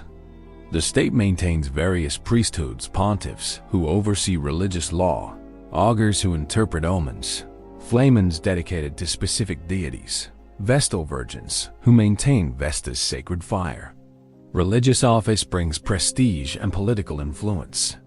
Leading families compete for priesthoods. The paterfamilias, male head of household, serves as priest for his family's household gods. The Lares, ancestral spirits protecting the home. Penates, protecting the storeroom and family prosperity. And the genius of the paterfamilias himself. Daily household worship includes offerings at the Lorarium, household shrine. This domestic religion creates intimate connection between family, ancestors, and divine protection, paralleling public state religion at the household level. Roman religion's practical character appears in its emphasis on vows and contracts with gods. A general facing battle might vow to build a temple to Mars if granted victory. A merchant might promise offerings to Mercury if a business venture succeeds. A woman hoping for safe childbirth might vow to Juno Lucina. These aren't exactly bribes, but rather contractual relationships.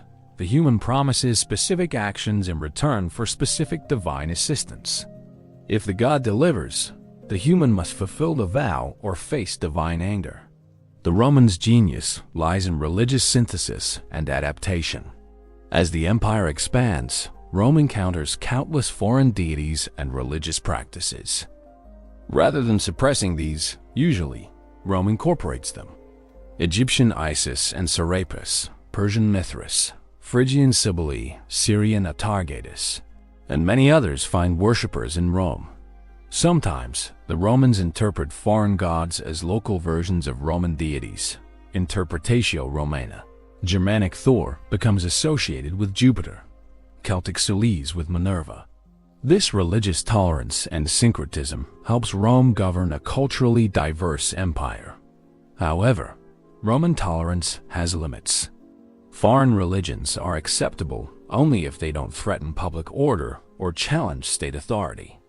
The Romans suppressed Druidism in Britain and Gaul, partly because Druids possess political influence independent of Roman control. They periodically persecute Christians and earlier Jews, not primarily for theological reasons, but because these monotheistic religions refuse to participate in public sacrifices to Roman gods, which Romans view as essential to state welfare and as signs of loyalty to Rome. The imperial cult. Worship of the emperor as divine develops gradually. Julius Caesar is deified after death. Augustus, while refusing divine honors during life in Italy, allows eastern provinces to worship him as god, following Hellenistic practice of honoring kings as divine. Later emperors increasingly claimed divine status during life. The imperial cult serves primarily political functions expressing loyalty, unifying the diverse empire around the emperor's person, and sacralizing imperial authority. Refusing to make offerings to the emperor's genius or image becomes political as much as religious transgression, explaining why authorities force Christians to sacrifice. It's a loyalty test more than theological persecution. Mystery religions flourished during the imperial period, offering personal religious experience and salvation hope that public state religion doesn't provide. The Eleusinian mysteries continue from Greek times. The cult of Cybele, the Great Mother from Anatolia, features ecstatic worship, and the Taurobolium ritual, in which initiate stands in pit while bull's blood pours over him, symbolizing death and rebirth. Mithraism, especially popular among soldiers, initiates men into a grades of membership through secret rituals in underground temples, promising afterlife rewards. These mysteries don't conflict with public religion. One can participate in both, but they address different needs, offering intimate divine encounter and personal salvation. Philosophy continues developing during the Roman period, particularly Stoicism and Epicureanism.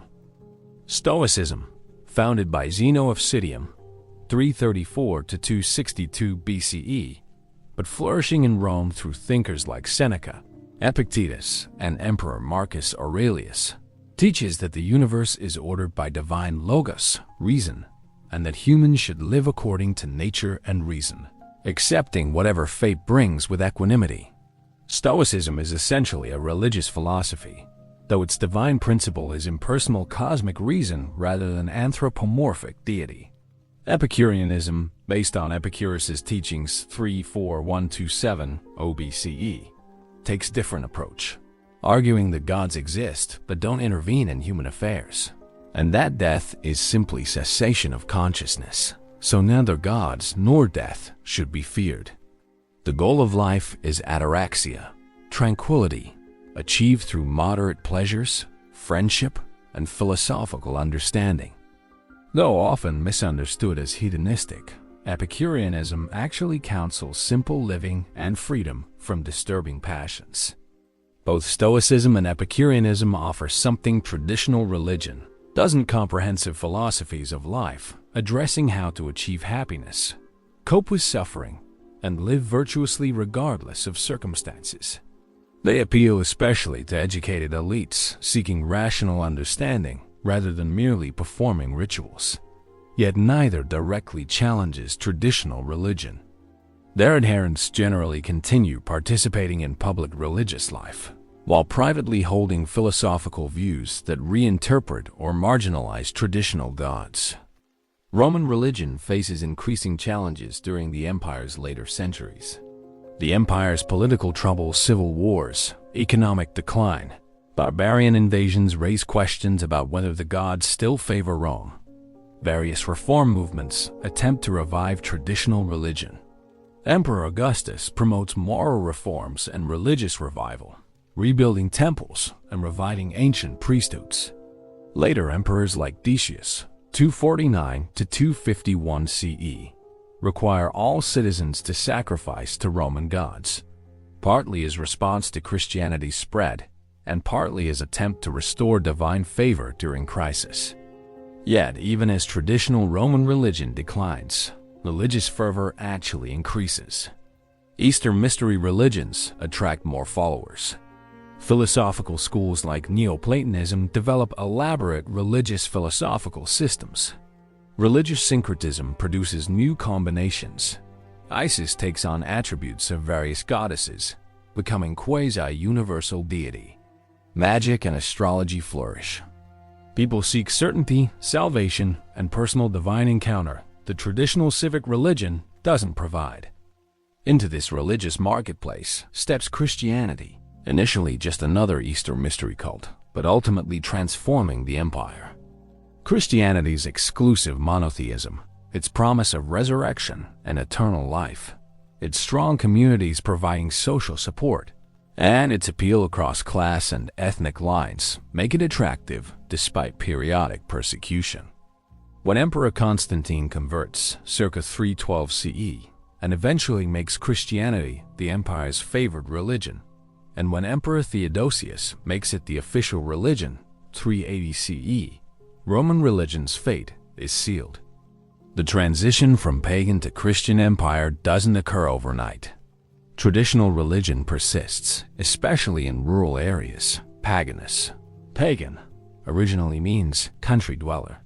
Temples gradually close or convert to churches. Traditional festivals transform into Christian holy days. The The winter solstice celebration of Sol Invictus becomes Christmas. Spring fertility festivals become Easter. Local deities become Christian saints. Much of Roman religious sensibility emphasis on proper ritual, hierarchical priesthood, integration of religion and state carries into Christian practice. Roman religion's lasting influence extends beyond its transformation into Christian forms. Roman legal concepts shape church law. Roman administrative structures model church organization. Roman festivals' timing influences the Christian liturgical calendar. Roman artistic traditions provide visual language for Christian art. Roman philosophical concepts, especially from Stoicism and Platonism, shape Christian theology. Perhaps most importantly, the Roman experience demonstrates both the power and the limitations of state-organized civic religion. Roman religion successfully maintains social cohesion, legitimizes authority, and organizes vast empire for centuries. But it ultimately cannot satisfy deeper human religious needs for personal salvation, for moral guidance, for divine love, for transcendent meaning. When a religion emerges that promises these things, Christianity, it eventually displaces the civic religion despite the latter's institutional power. The Roman religious synthesis, incorporating Greek, Egyptian, Persian, and countless local traditions while maintaining Roman identity and serving imperial politics, represents one of history's most successful examples of religious tolerance and adaptation. Yet its very adaptability and tolerance, its emphasis on practice over belief, its civic rather than salvific character ultimately leaves space for a very different kind of religion, exclusive evangelistic promising personal salvation to grow within the empire and eventually transform it. The Roman religious world, with its plural gods and flexible practices, gives way to Christian monotheism, creating the religious foundation of medieval Europe and shaping Western civilization for the next 1500 years. Chapter 10. The Rise of Christianity in 1st century Roman Judea, a province at the empire's eastern edge.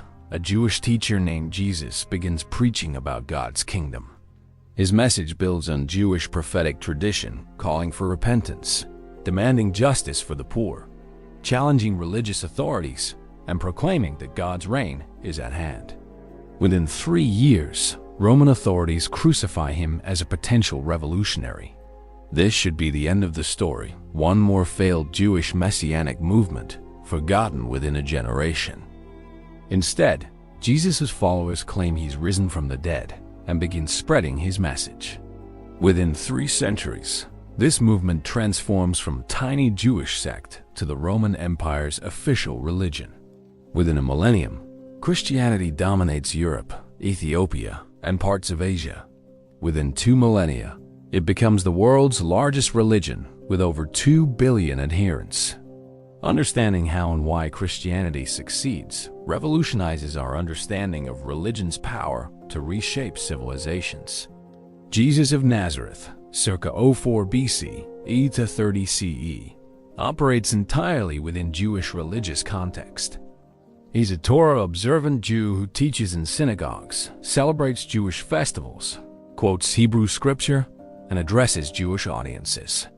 His core message, the kingdom of God is near, resonates with Jewish apocalyptic expectations that God will soon intervene to establish his reign, defeat evil, restore Israel, and inaugurate an age of justice and peace.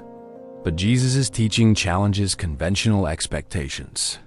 His kingdom doesn't arrive through military victory over Rome, but through spiritual transformation, repentance, faith, love of God and neighbor.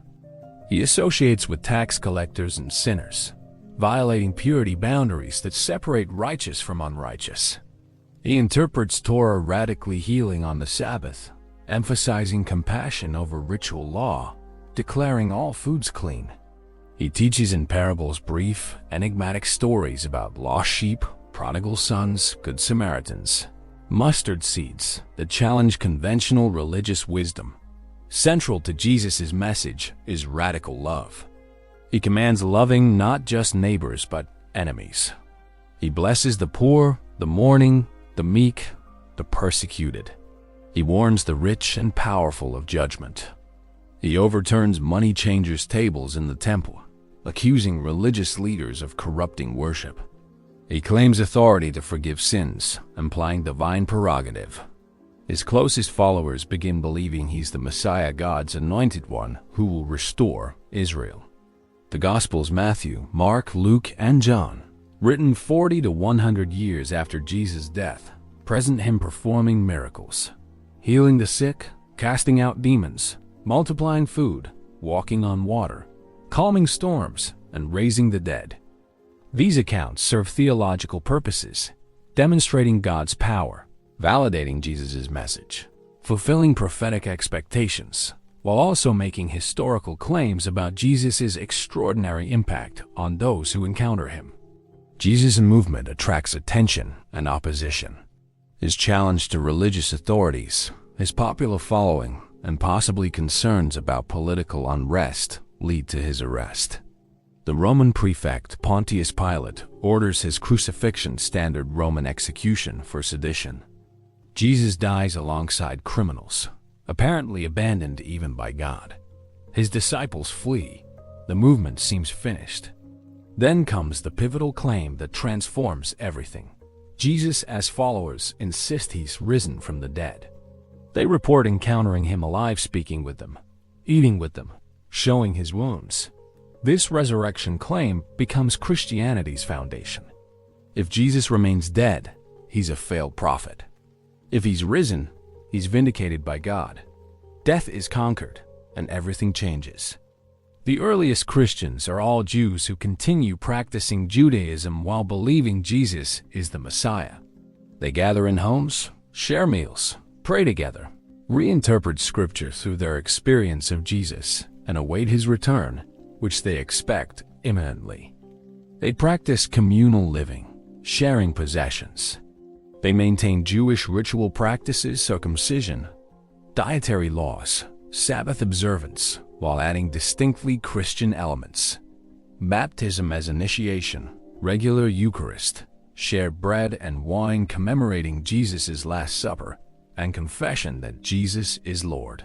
The movement's transformation from Jewish sect to universal religion comes largely through Saul of Tarsus, better known as Paul, circa 5 to 67 CE.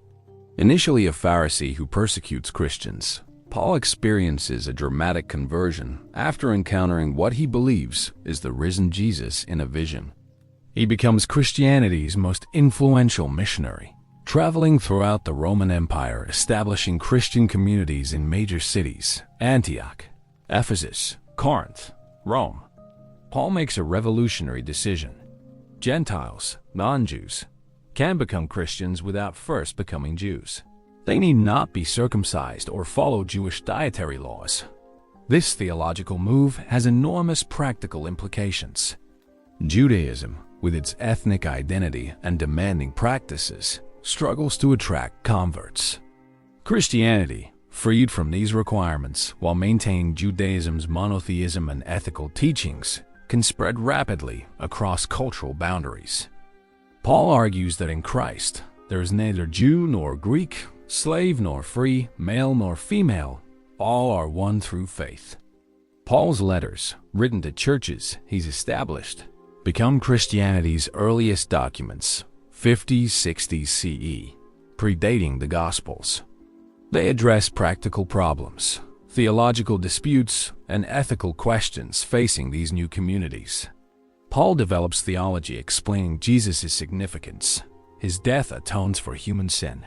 His resurrection defeats death. His return will complete God's kingdom. Through Christ, humanity is reconciled with God, not through works of law, but through faith and grace. This theology, building on Jewish concepts but transforming them, becomes foundational for Christian doctrine. Early Christianity's appeal is multifaceted. Its monotheism attracts those dissatisfied with traditional polytheism's philosophical incoherence. Its promise of resurrection addresses anxieties about death that Greco-Roman religion largely ignores. Its emphasis on love, compassion, and care for the vulnerable attracts the poor, women, and slaves groups with limited prospects in Roman society. Its strong communities provide social support, especially during epidemics and disasters when Christians care for sick and dying while pagans flee. Its absolute truth claims provide certainty in uncertain times. Its inclusive membership crosses ethnic and class boundaries, creating remarkable diversity within congregations. But Christianity also faces challenges. Roman authorities periodically persecute Christians, not primarily for theological reasons, but because Christians refuse to participate in civic religious rituals, including emperor worship. This refusal appears atheistic, rejecting the gods, and treasonous, disrespecting the emperor. Persecution intensifies sporadically under various emperors. Christians face social ostracism, economic penalties, imprisonment, and execution. Yet persecution often strengthens rather than destroys the movement. Martyrs, those who die for their faith, become heroes whose courage inspires others and validates Christianity's truth claims. Internal conflicts also plague early Christianity. Different communities develop varying practices and beliefs. Some Jewish Christians insist on maintaining Torah observance. Others embrace Paul's law-free gospel. Gnostic Christians develop elaborate cosmologies featuring secret knowledge and complex spiritual hierarchies. Docetic Christians claim Jesus only appeared human, but wasn't truly physical. Montanist Christians emphasize prophetic gifts and ecstatic worship. Marcionite Christians reject the Hebrew Bible and its God as inferior to Jesus' God. These disputes drive theological development. Early church fathers, leaders, and theologians like Ignatius of Antioch, Justin Martyr, Irenaeus of Lyon, Tertullian, Origen, and later Athanasius and Augustine defend Christianity against external critics, argue against internal heretics, and develop increasingly sophisticated theology. They establish criteria for recognizing legitimate scripture, eventually forming the New Testament canon by the 4th century. They formulate creeds summarizing essential beliefs. They develop organizational structures, bishops overseeing multiple congregations, metropolitan bishops coordinating regions, eventually the Bishop of Rome claiming primacy as Pope. The most crucial theological debate concerns Jesus' nature. Who is he? Fully divine? Fully human? Both? How can monotheism accommodate worship of Jesus alongside God? The doctrine of the Trinity, God as three persons, Father, Son, Holy Spirit in one essence, emerges from centuries of debate, formalized at the councils of Nicaea 325 CE and Constantinople 381 CE. This doctrine becomes Christianity's distinctive contribution to monotheistic theology, distinguishing it from Judaism and later Islam while maintaining monotheism. The dramatic turning point comes in 312 CE when Constantine, competing for imperial control, reportedly sees a vision of a cross with the message, "In this sign, conquer." He orders his soldiers to mark their shields with Christian symbols and wins the Battle of Milvian Bridge, becoming Western Emperor. Constantine converts to Christianity, baptized only on his deathbed, and issues the Edict of Milan 313 CE, granting religious freedom and ending persecution. Constantine's conversion transforms Christianity from persecuted minority to favored religion. He sponsors church building, provides tax exemptions, involves himself in theological disputes, convening the Council of Nicaea, and elevates Christians to high positions. By 380 CE, Emperor Theodosius makes Christianity the empire's official religion and begins suppressing paganism. Within a century of Constantine, the empire that crucified Jesus officially worships him. This success brings new challenges. Christianity must transition from persecuted sect to establishment religion, from countercultural movement to imperial ideology. The church becomes wealthy through donations and state support. Bishops wield political power. Christianity must accommodate to classical culture, integrating Greek philosophy, Roman law, and traditional artistic forms while maintaining its distinctive identity. Monasticism emerges partly as a reaction to Christianity, as worldly success monks and nuns withdrawing to deserts and monasteries to pursue radical discipleship that comfortable urban Christianity no longer demands.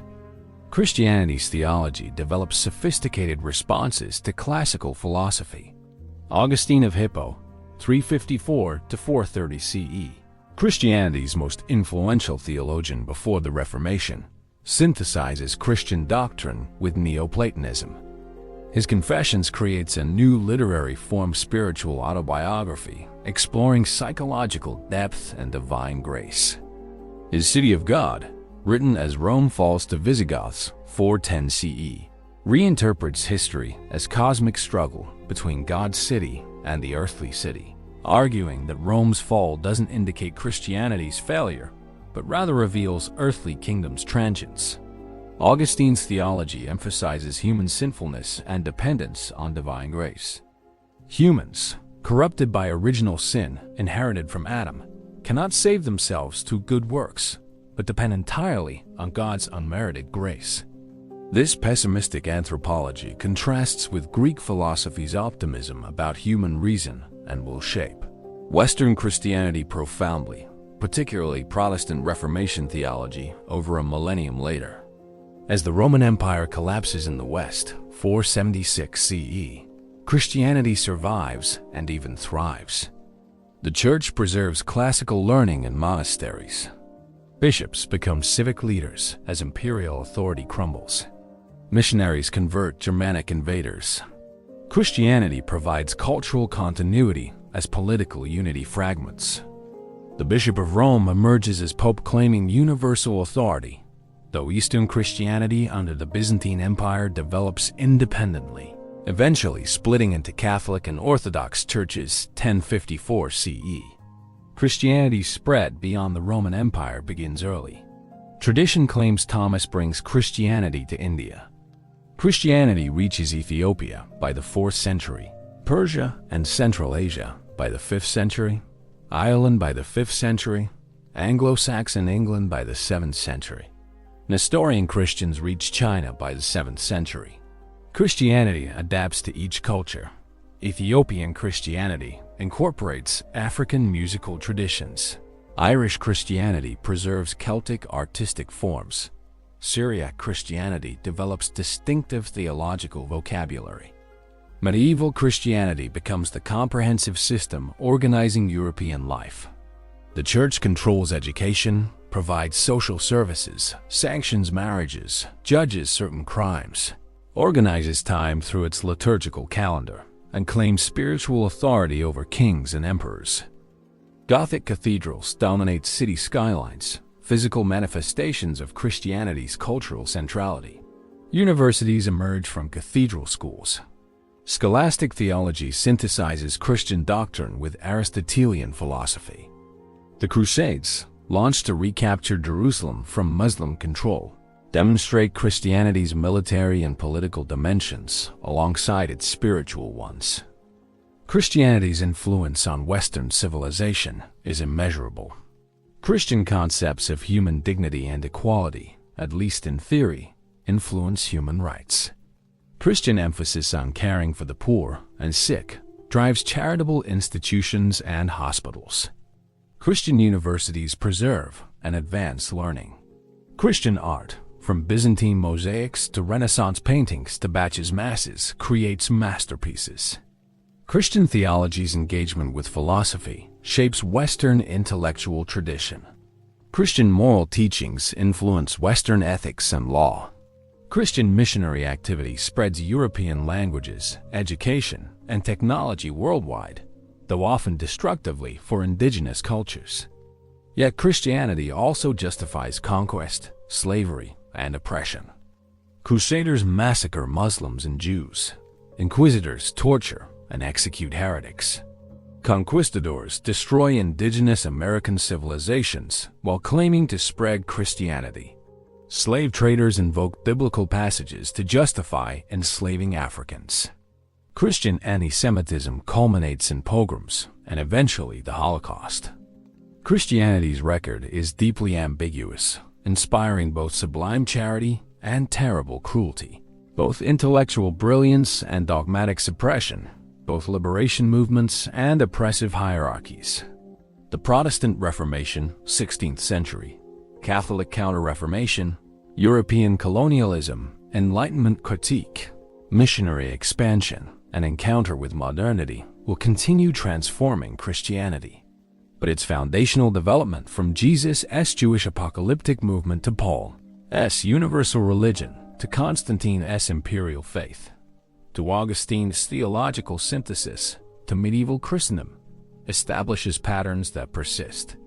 A religion born in the provincial margins of the Roman Empire, initially embraced by the poor and powerless, eventually transforms that empire and shapes Western civilization more profoundly than any other single force. The crucified Jewish teacher becomes the central figure of Western history. Worshipped by billions, his teachings shaping politics, culture, art, ethics, and thought for 2 millennia. Chapter 11. Islam and the completion in the early 7th century CE. In the Arabian Peninsula's harsh deserts and trading cities, a merchant named Muhammad ibn Abdullah begins receiving revelations that will create history's last major world religion and reshape global civilization. Islam emerges from the same religious soil as Judaism and Christianity, the Abrahamic monotheistic tradition, but claims to be God's final and perfected revelation, correcting earlier religions' distortions and completing the prophetic message begun with Abraham. Pre-Islamic Arabia is religiously diverse. The Qafzeh shrine in Mecca houses idols of numerous deities, making the city a pilgrimage center and commercial hub. Jewish tribes live in Arabian cities, particularly Medina. Christian communities exist, especially in the north. Zoroastrian influence reaches from Persia, but most Arabs practice polytheism, worshipping tribal deities while acknowledging Allah, literally the God, as a supreme deity among many.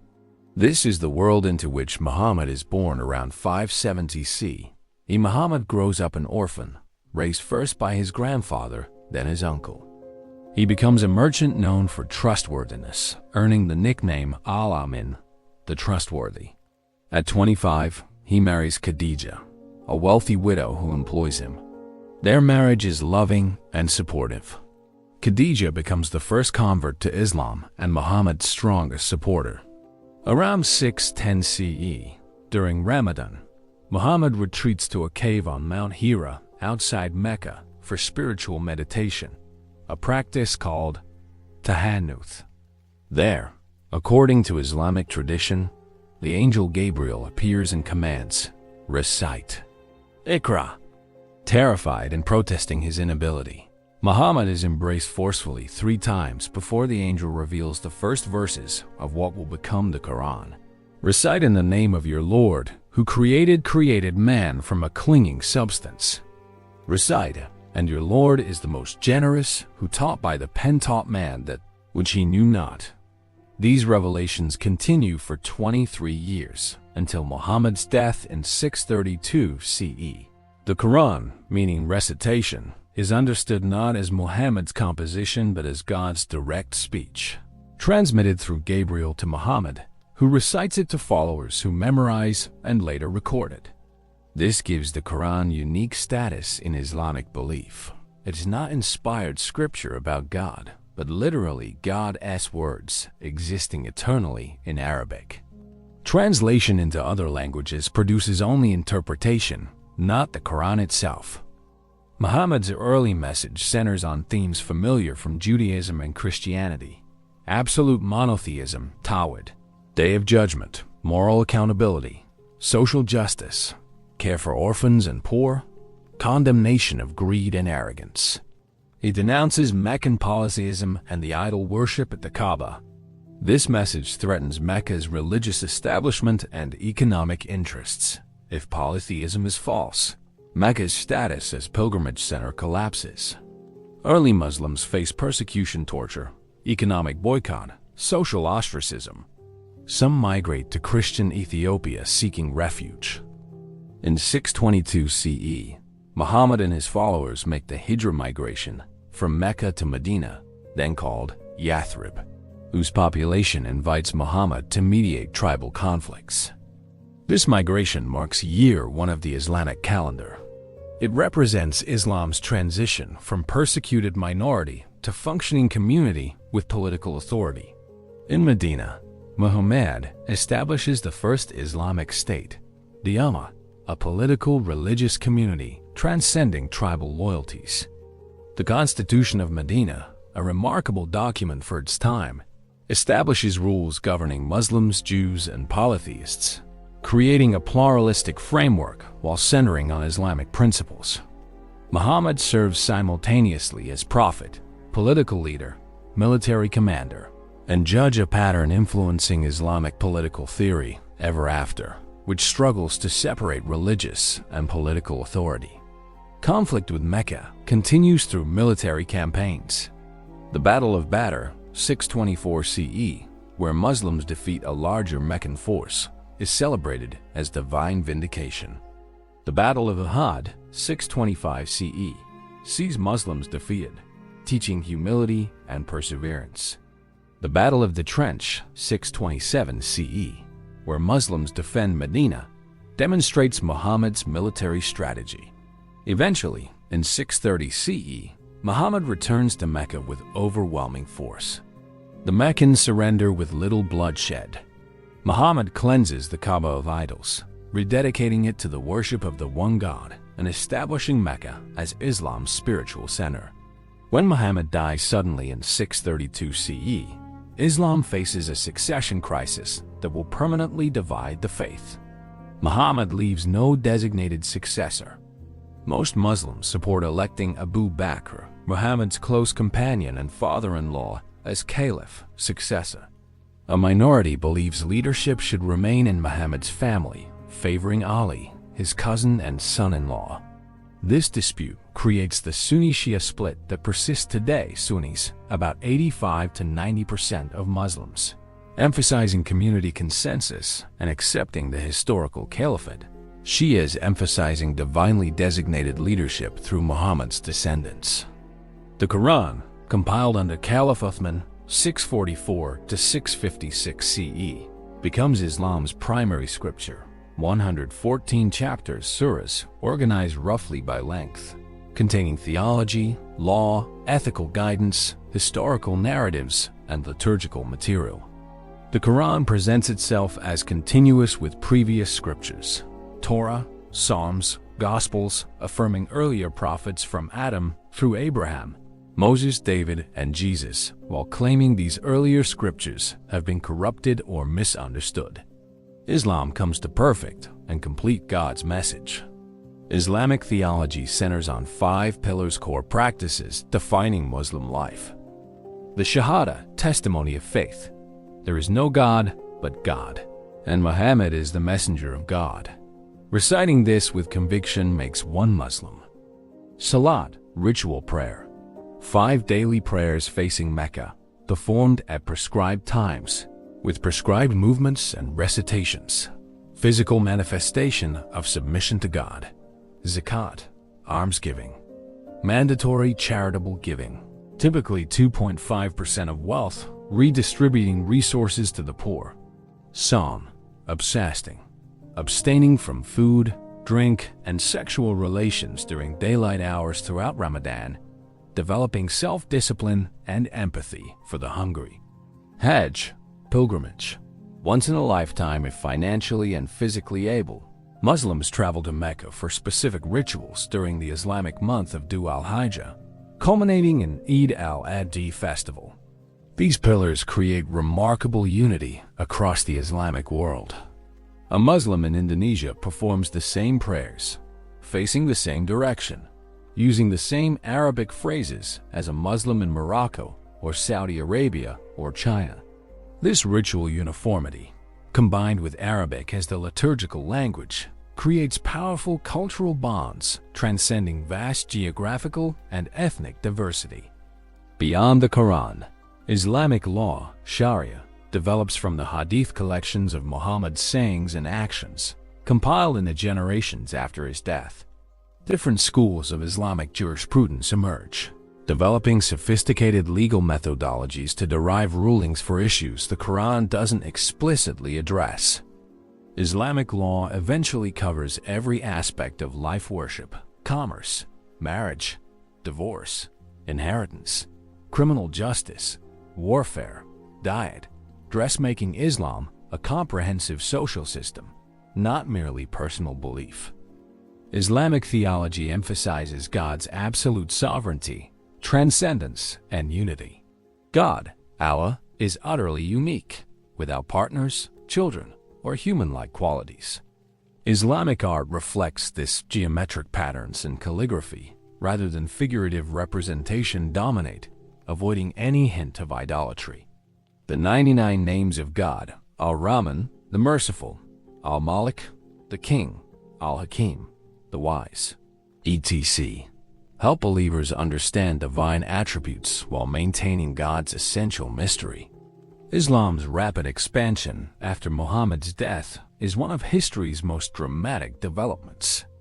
Within a century, Islamic empires stretched from Spain to Central Asia, from North Africa to India. Multiple factors explain this success. The Byzantine and Persian empires have weakened each other through prolonged warfare. Many conquered peoples chafe under Byzantine or Persian rule and welcome new rulers. Islamic taxation is often lighter than what it replaces. Religious minorities, Christians, Jews, Zoroastrians, receive protected status dhimmi, allowing them to maintain their religions while paying a tax. Arab military prowess and motivation. Warriors believe death in jihad struggle for God's cause leads directly to paradise, prove formidable. Islamic governance is often more efficient and just than what it replaces. This expansion spreads not just religion, but creates a cosmopolitan civilization. The Islamic Golden Age, roughly 750 to 1250 CE, sees extraordinary intellectual achievements. Muslim scholars preserve Greek philosophy and science, translating Aristotle, Plato, Galen, and Ptolemy into Arabic. They make original contributions to mathematics, algebra, algorithms, astronomy, medicine, chemistry, optics, and geography. The House of Wisdom in Baghdad becomes a research center attracting scholars regardless of religion. Islamic philosophy, represented by figures like Al-Farabi, Avicenna, Ibn Sina, and Averroes, Ibn Rushd, engages deeply with Greek thought while developing distinctly Islamic perspectives. This intellectual tradition eventually transmits back to Europe, helping spark the Renaissance. Islamic civilization also produces architectural masterpieces, the Dome of the Rock in Jerusalem, the Alhambra in Spain, the Suleimani Mosque in Istanbul, the Taj Mahal in India, combining aesthetic beauty with religious function. Islamic literature, from the poetry of Rumi to the stories of 1001 Nights, demonstrates linguistic artistry and explores spiritual and human themes. Within Islam, mystical tradition called Sufism develops, emphasizing personal experience of God through meditation, chanting, dhikr, poetry, music, and dance, like the whirling dervishes. Sufi masters develop spiritual disciplines and philosophical systems exploring divine love, unity of being, and stages of spiritual development. Figures like Azali Estin 58 to 1111 synthesize orthodox theology with mystical experience, defending Sufism against critics who see it as heterodox. Islam's relationship with other Abrahamic religions is complex. Theologically, Islam respects people of the book, Jews and Christians, as recipients of genuine earlier revelations, affording them protected status in Islamic states. In practice, this produces varying results, sometimes remarkable tolerance and intellectual exchange, medieval Spain's convivencia, sometimes discrimination and persecution. Islamic rulers in India developed diverse policies toward Hindus and Buddhists, from tolerance and inclusion to destruction and forced conversion, depending on rulers' dispositions and political calculations. Islamic political thought grapples with questions of authority, legitimacy, and governance. The Caliphate political religious leadership of the Muslim community fragments after the first four rightly guided caliphs. The Umayyad dynasty, 661 to 750 CE, and then the Abbasid dynasty, 750 to 1258 CE, claim the caliphate, though their authority is increasingly nominal as regional powers assert independence.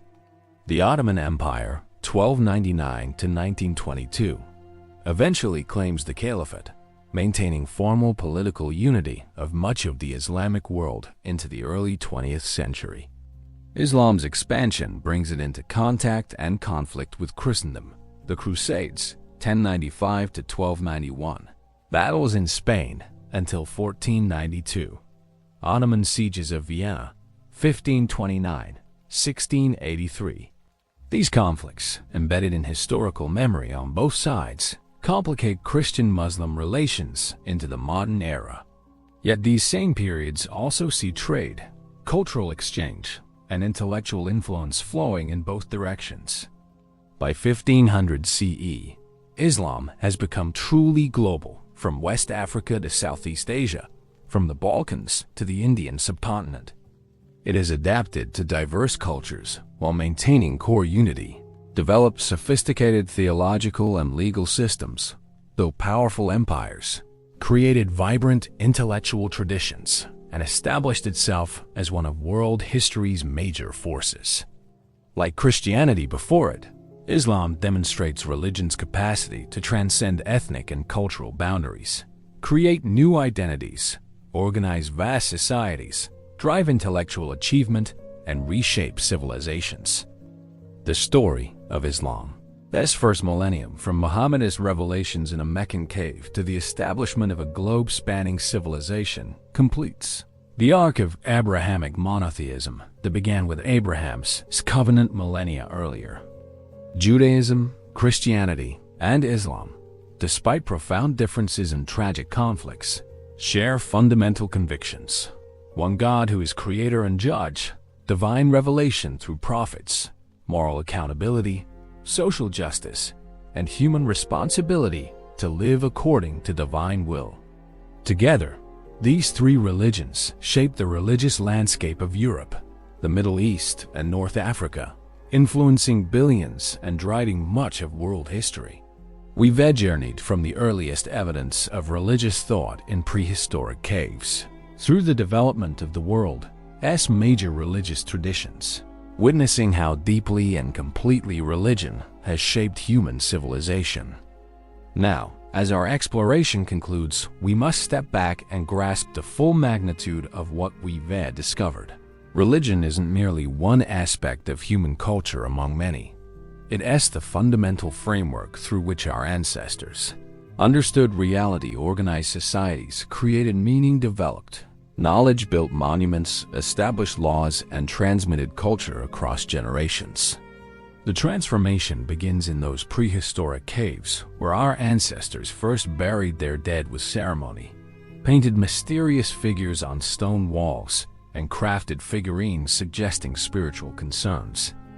These earliest religious impulses attempting to understand death, perceiving spiritual forces in nature, seeking to influence uncertain outcomes, arise from the same cognitive capabilities that make us human: symbolic thinking, pattern recognition, future planning, and the blessing and curse of self-awareness.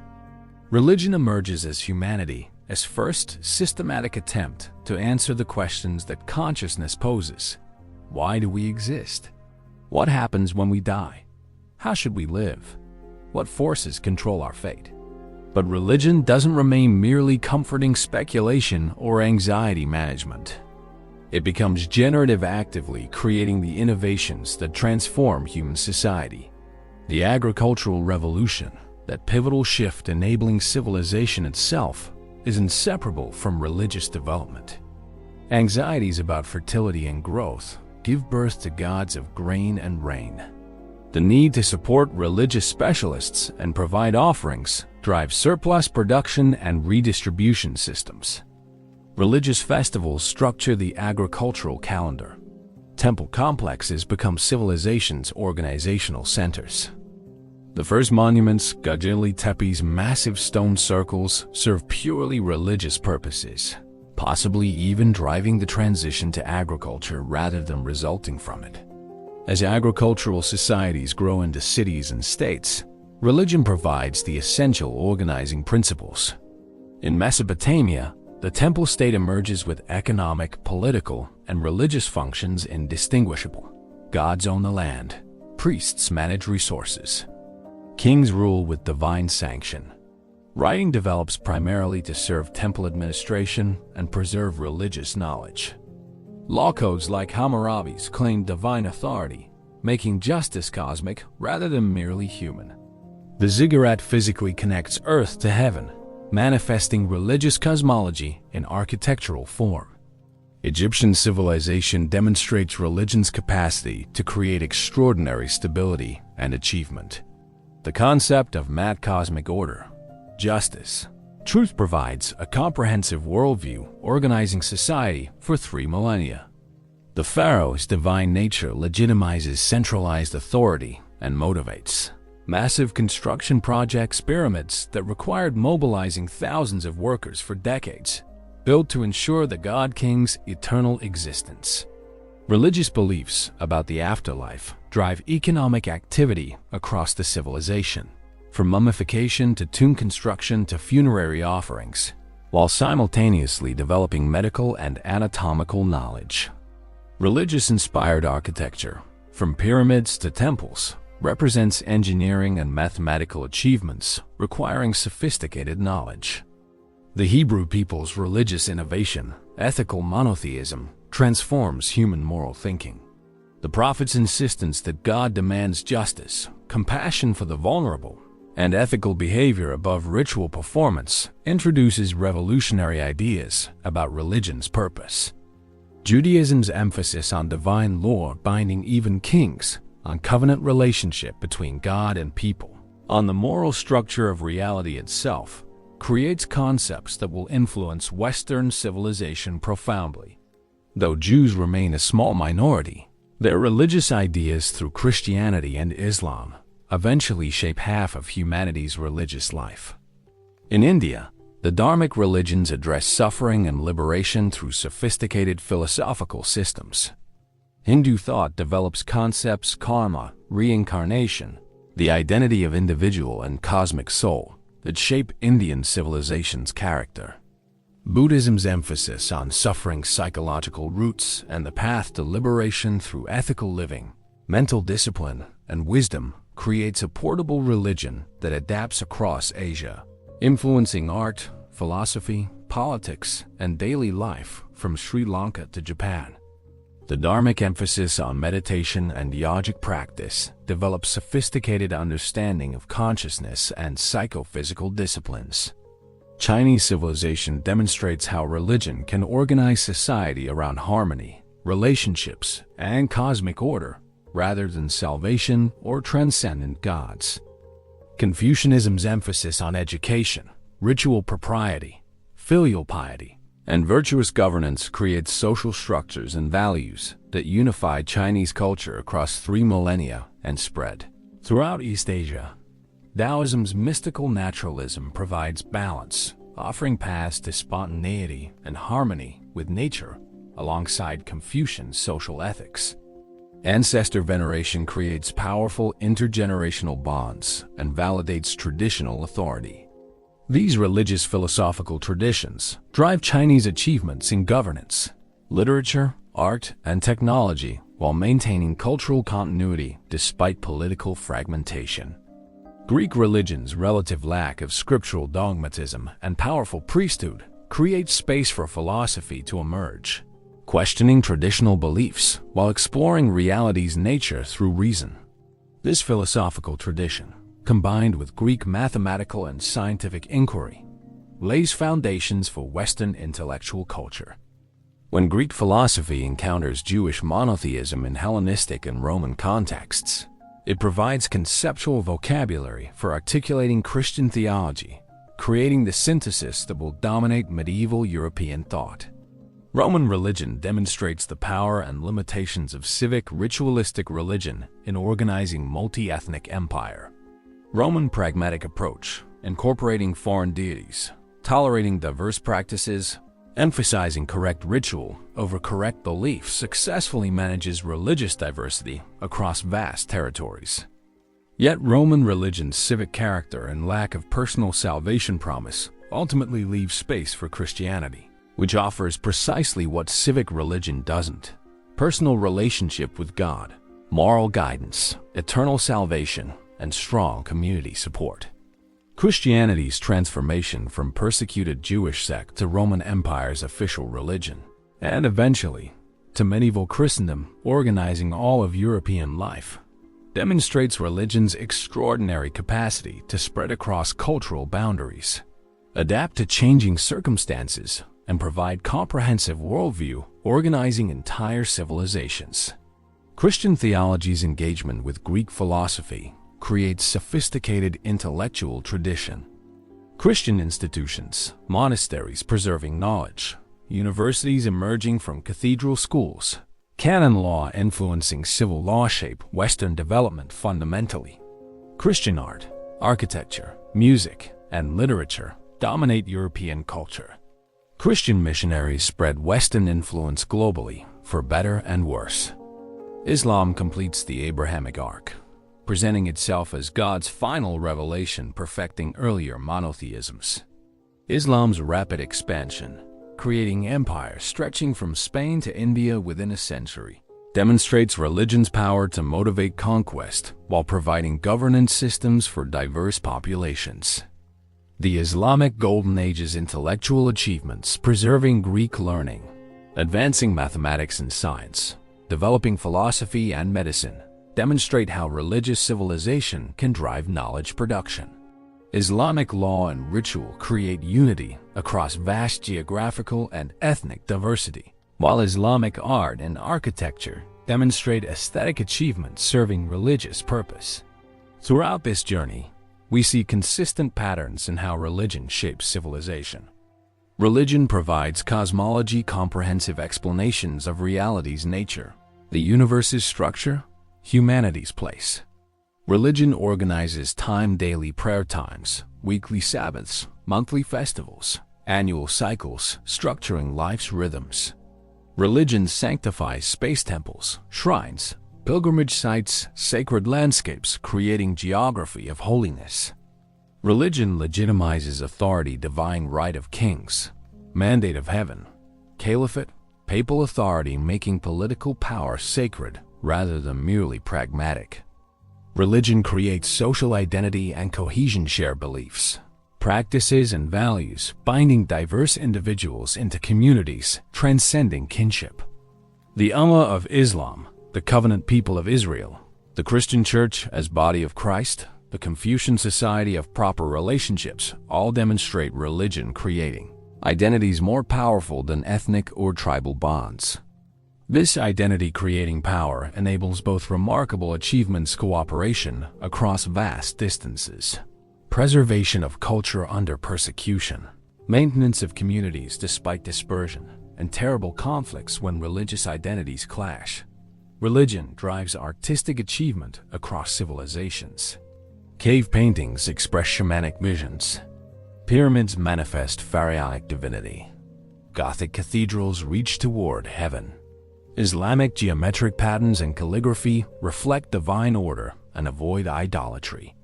Hindu temple sculpture depicts cosmic cycles. Buddhist stupas contain sacred relics.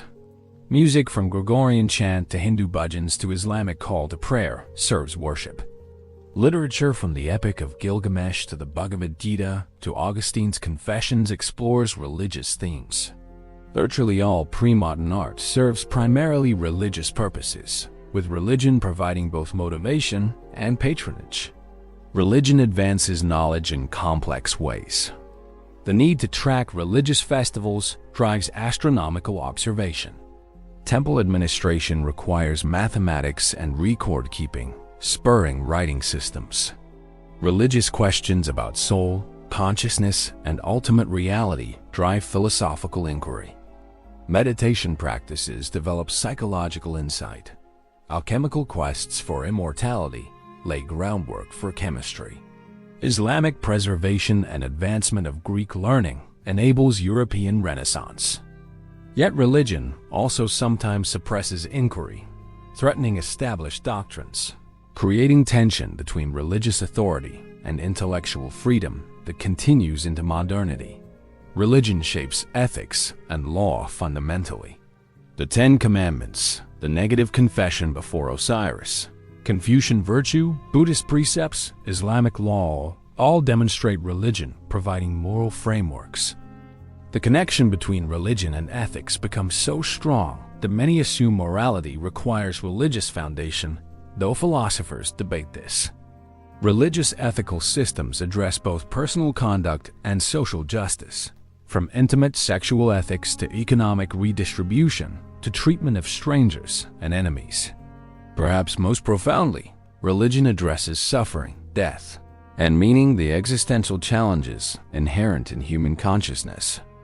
Whether through afterlife beliefs promising resurrection or reincarnation, through philosophical systems teaching acceptance or detachment, through rituals managing transitions and losses, or through theodicies explaining why a good God permits evil, religions attempt to make suffering bearable and death comprehensible. They provide meaning in the face of apparent meaninglessness, order against chaos, hope despite despair. As we stand at the conclusion of this epic journey through religious history, certain truths emerge with clarity. First, civilization as we know it is substantially a religious creation. The first cities, the first writing, the first laws, the first schools, the first hospitals, the first universities, nearly every institution and innovation we associate with civilization emerges in religious contexts and serves religious purposes before becoming secularized. To imagine ancient civilization without religion is to imagine something that never existed and likely couldn't have existed. Second, religious diversity is humanity's norm. Despite each tradition's truth claims, religions develop in diverse forms addressing universal human concerns through culturally specific answers. The persistence of multiple religious traditions, despite centuries of conflict and proselytization, suggests both the depth of cultural roots and perhaps the inadequacy of any single answer to satisfy all humans in all contexts. Third, religion's power cuts both ways. The same religious impulses that build hospitals also launch crusades, that inspire charity also justify oppression, that preserve knowledge also suppress inquiry, that create community also define outsiders as threats. Religion amplifies human nature, our capacity for both extraordinary altruism and terrible cruelty, both sublime creativity and destructive fanaticism. Understanding religion means acknowledging this ambiguity rather than romanticizing or demonizing it.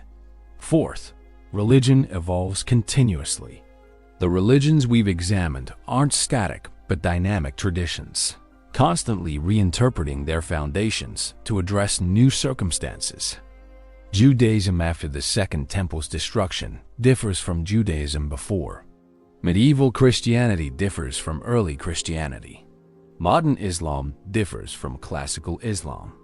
This adaptability enables religious traditions to survive across centuries and millennia, remaining relevant despite radically changed circumstances.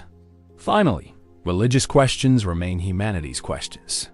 Even in our increasingly secular age, the questions that gave birth to religion persist. What is ultimately real? What happens when we die? How should we live? What is justice? How do we create meaning? What obligations do we have to others? Scientific progress answers many questions about how the natural world operates, but struggles with questions about purpose, value, and meaning. Perhaps this explains religion's enduring power and addresses dimensions of human existence that other forms of knowledge don't adequately engage. The first religions, emerging from prehistoric darkness, set humanity on a path that leads to the pyramids and cathedrals, to the Torah and Vedas and Quran, to philosophy and science and art, to empires and conflicts and cultural achievements, to the complex, interconnected, religiously diverse world we inhabit today. Understanding this religious history isn't merely academic. It's essential for comprehending ourselves, our cultures, our conflicts, and our possibilities.